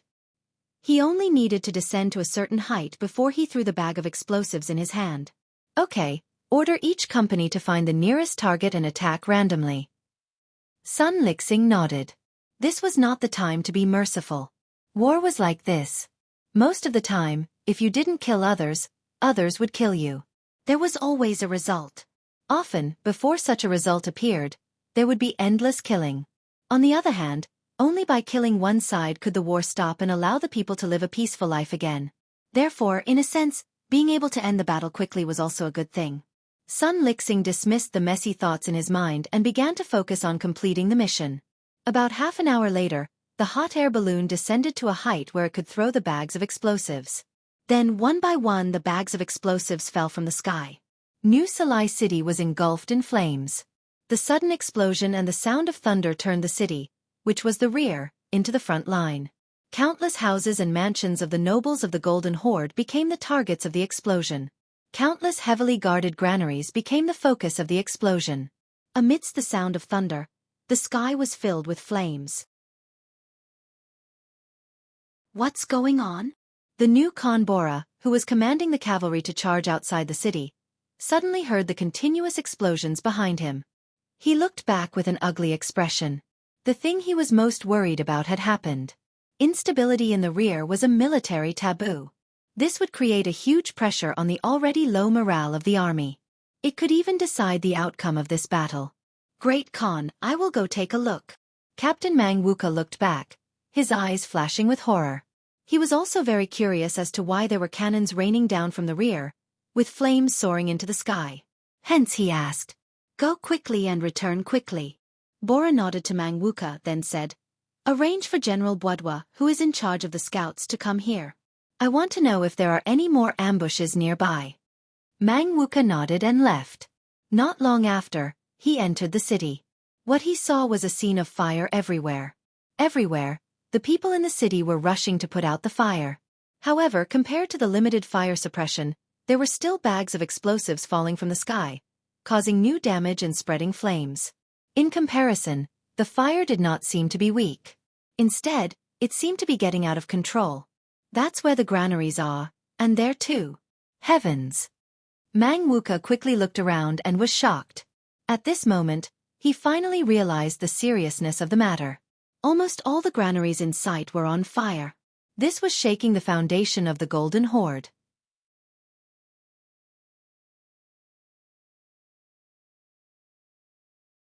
Chapter 1455.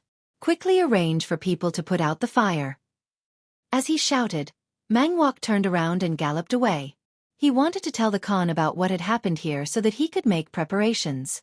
Just as Mangwok galloped towards the city, Yang Chendong, who was riding on the White Dragon, saw the flames in New Salai City. He knew that the Air Force had made a move. He knew that the plan to take drastic measures to deal with the situation had finally come to fruition. It's time to end this.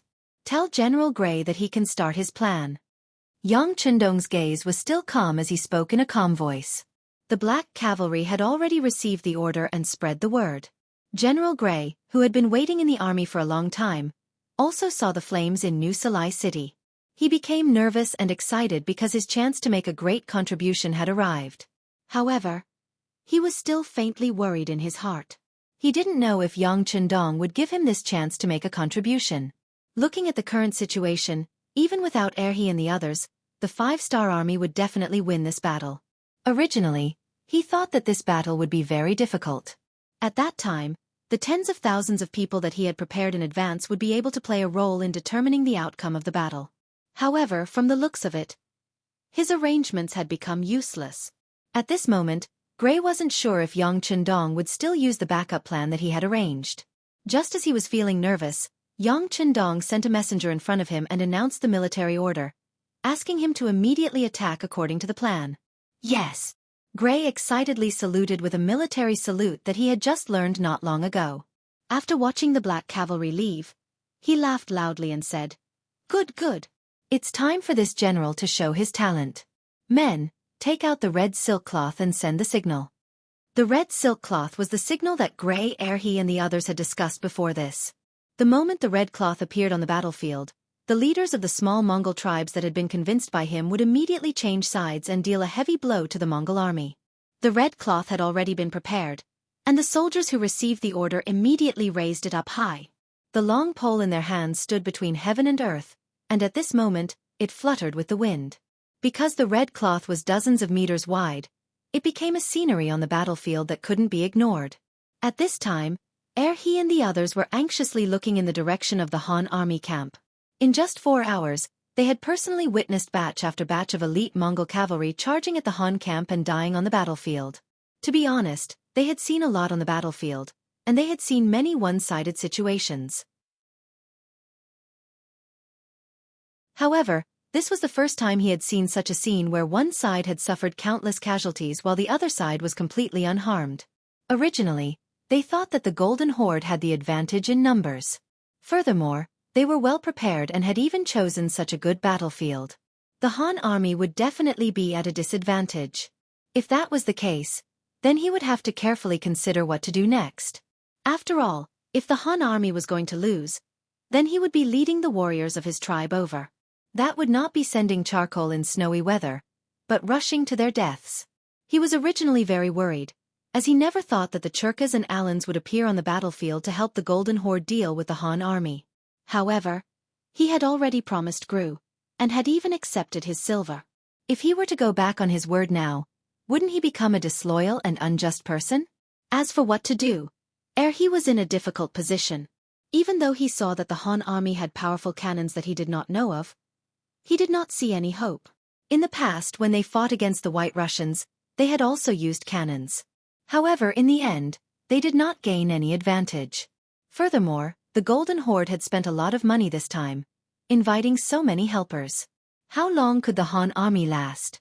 Once the cavalry charged in front of the cannons, they would no longer have the advantage and would be slaughtered by the Mongol cavalry. Just as he was feeling conflicted, the might of the 5-star army's muskets appeared. They actually formed a strong and dense net, making it impossible for anyone to charge in. Who knew how many elite cavalry had died because of this? When he saw this scene, he finally relaxed a lot. At the same time, he finally saw the strength of the Han army. At the same time, he began to worry that such a strong Han army would not be able to accept him. Humans were often such contradictory entities. When they had no money, they wanted to have money. When they had money, they would worry about not having money. He, who had unknowingly become the Emperor of Conflict, would occasionally look towards the Han army camp, waiting for General Gray to send him a signal. Unknowingly, a layer of cold sweat had appeared on his forehead. He had already noticed that as time went by, more and more cavalrymen died on the battlefield. Even though he and his tribe had been prepared for this since a long time ago and were at the edge of the battlefield, the recruitment of soldiers had already begun and were heading towards them. It could be seen that in at most an hour, it would be his tribe's turn to send out troops. If that was the case, what would he do? Resist? Facing the Mongol army, which was tens of times his tribe's size, he would definitely not be able to gain an advantage. Attack the 5-star army. He was afraid that the other party's gun wouldn't have eyes and would really shoot him to death. What should I do? What should I do? General Gray, what exactly are you thinking? He, who was feeling extremely anxious, focused all of his attention on the Han army camp. He could not care about anything else. He only wanted to take action the moment General Gray sent out the signal. This was also a way to save himself. Finally, amidst his anticipation, the large piece of red cloth that he had been thinking about appeared in the Han army camp. Signal. The signal has finally been sent. Warriors of the tribe, wrap the white cloth around your arms and follow me to kill. He, who had been waiting impatiently for a long time, after confirming that his eyes were not playing tricks on him, how could he continue waiting? He immediately shouted and led the 5,000 warriors from his tribe to charge at the Mongol cavalry around them. At the same time, a few Mongolian cavaliers who also had white cloth on their shoulders raised their sabers and suddenly attacked their allies who were caught off guard and did not have white cloth on their shoulders. The actions of he and the others caused the already low morale of the Mongol army to become even more chaotic, causing their morale to drop to a freezing point. Before many of them could even understand what was going on, their bodies had already been sliced by the sabers, causing them to fall to the ground. The Mongol army became chaotic, and the chaos started from the rear. This scene fell into the eyes of Yang Chendong, who was carefully observing the situation. He could not help but put down his binoculars and laughed. Very good. Even a sturdy fortress is afraid of collapsing from the inside. After sighing, Yang Chendong's right hand grabbed the sharp saber by his waist.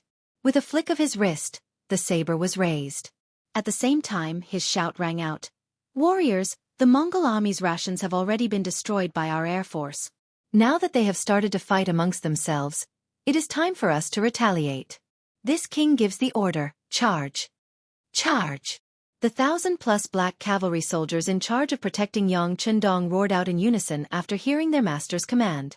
They repeated every word Yang Chendong had said, trying their best to transmit his voice into the ears of every soldier. After the final word, the new Second Army, who had already mounted their war horses and had been waiting for a long time, charged forward under the lead of Commander Soda. Following closely behind were the 20,000 Mongol soldiers led by Ahuli.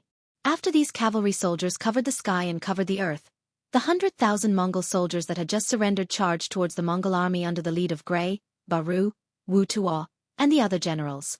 The retaliation had begun. Over 100,000 cavalry soldiers moved together. How could this scene be described with just one word? It was rather grand and spectacular. Even the 2nd Division of the Cold Front, who were lying prone on the ground, felt the earth tremble. As the division commander, Xiaofeng didn't need to turn his head to know what was going on.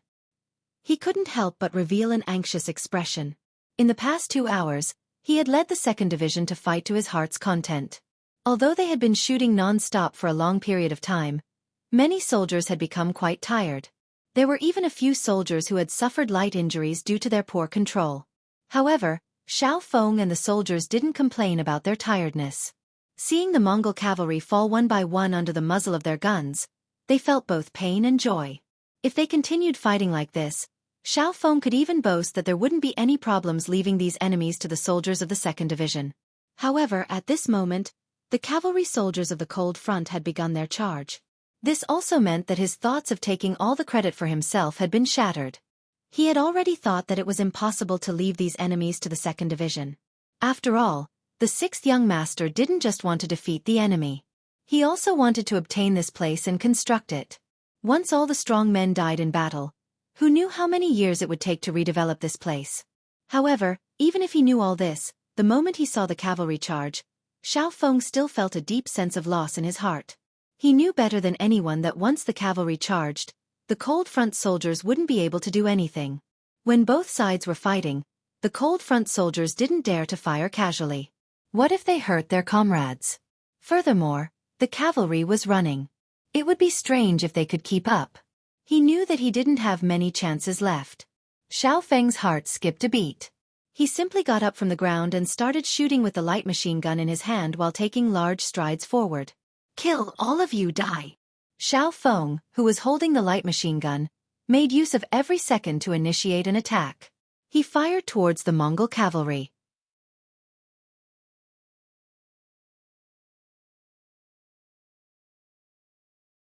Chapter 1456.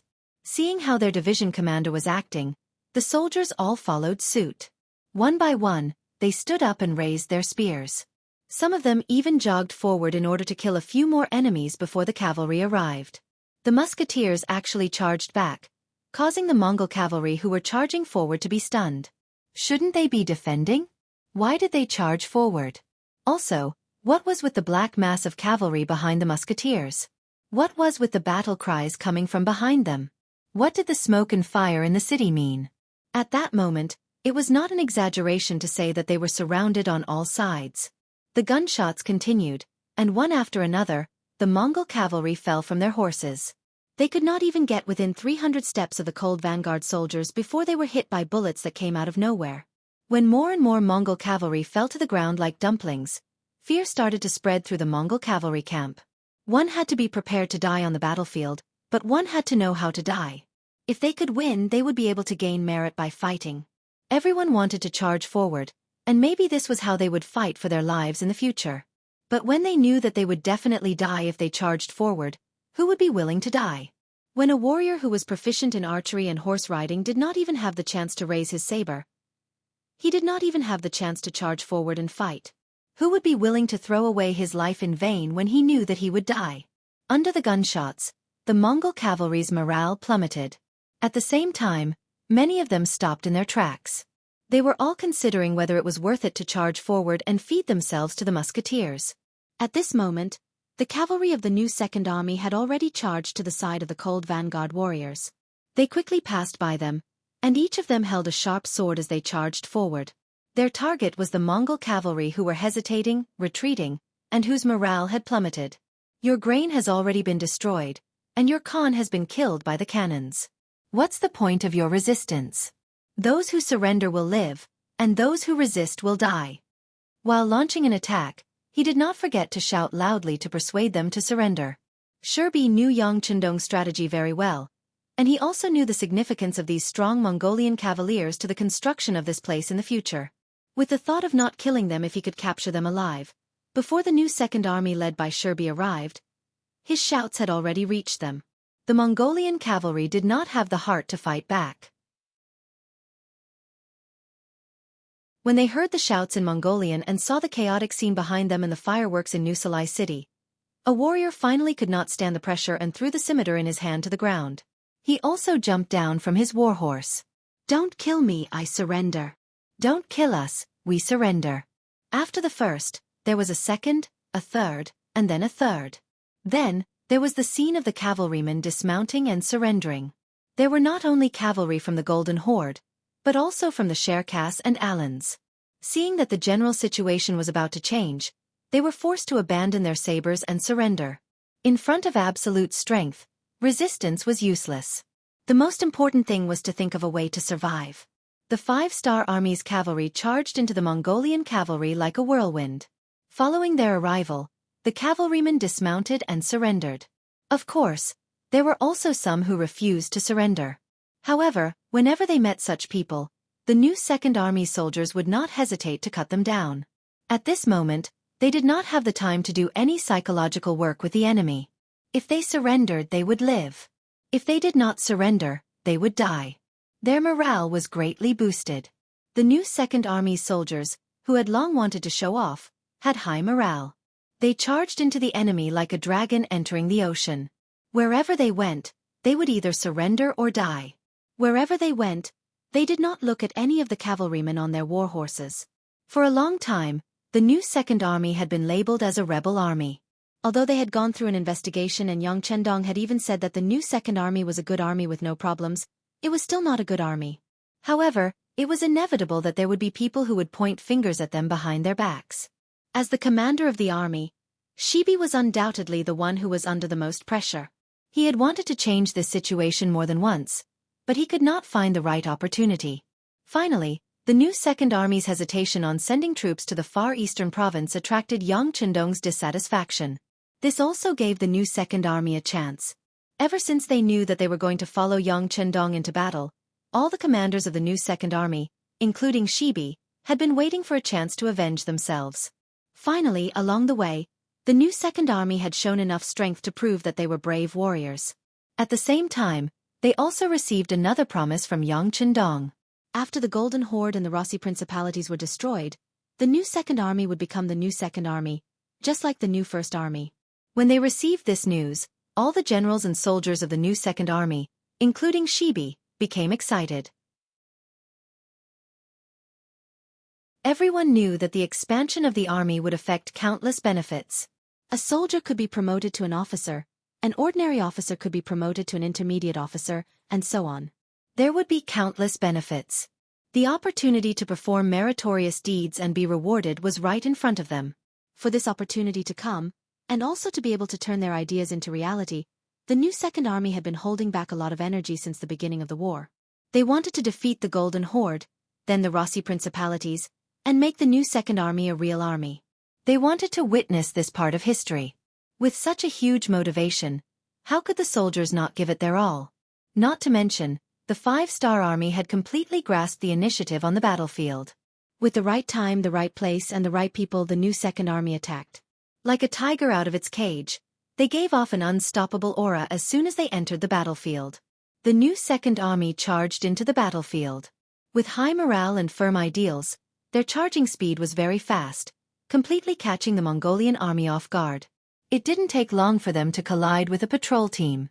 The patrol team on the battlefield was set up to prevent soldiers from being afraid of death. They had the right to kill anyone who retreated on the battlefield, which was why they were very powerful. However, being powerful didn't mean that they were powerful. They were just relying on their special status, so no one dared to attack them. That was why the army that charged out didn't dare to turn back. This didn't mean that they were stronger than others.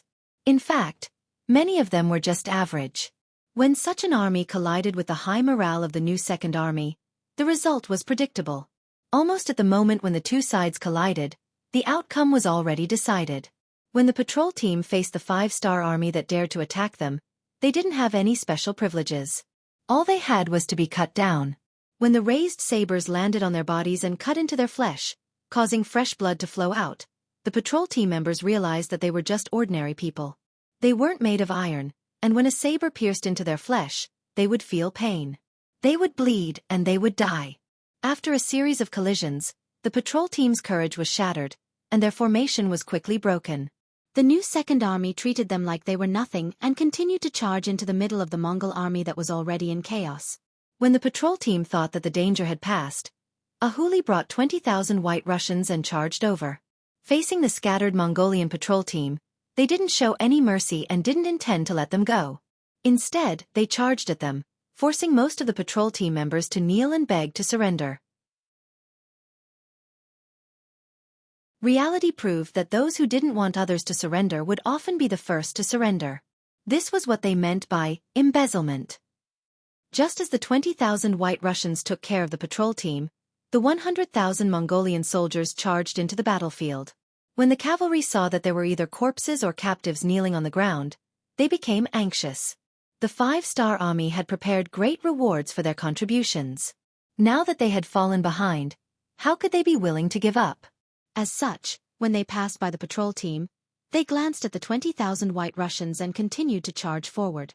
Although they were the last to set off, they wanted to charge to the front and be the first to meet the enemy. This was the effect of morale, and also the power of capital. When given enough benefits, soldiers would fight with their lives on the line. One was active, while the other was passive, so the effects were naturally different. When the 100,000 soldiers who wanted to contribute charged towards the Mongol army, it was truly a majestic sight, and no one could stop them. Before the 100,000 Mongolian soldiers arrived, Shibi led the new Second Army, while a huli led the 20,000 White Russians and charged into the Mongolian army. As they entered, the news of the rations being destroyed in New Sarai City spread like wildfire. We don't even have rations anymore, so why are we still working for them? Why don't we just rebel and follow the Han army? At least we'll have food to eat and won't starve. He and the others were very useful at this moment. Especially when these words were shouted out by a few tribes, it had a huge impact. When some people heard this, they couldn't help but consider whether they would be able to survive if they continued to follow the Golden Horde. In contrast, the Churkas and the Alans did not have such worries. Both sides were in a cooperative relationship, so they didn't have to worry about who belonged to whom. Now that they heard that the rations had been destroyed, they were the first to protest. You're tuning in to the Wisdom Diary YouTube channel. Don't forget to subscribe and join us on this journey to catch the most captivating stories.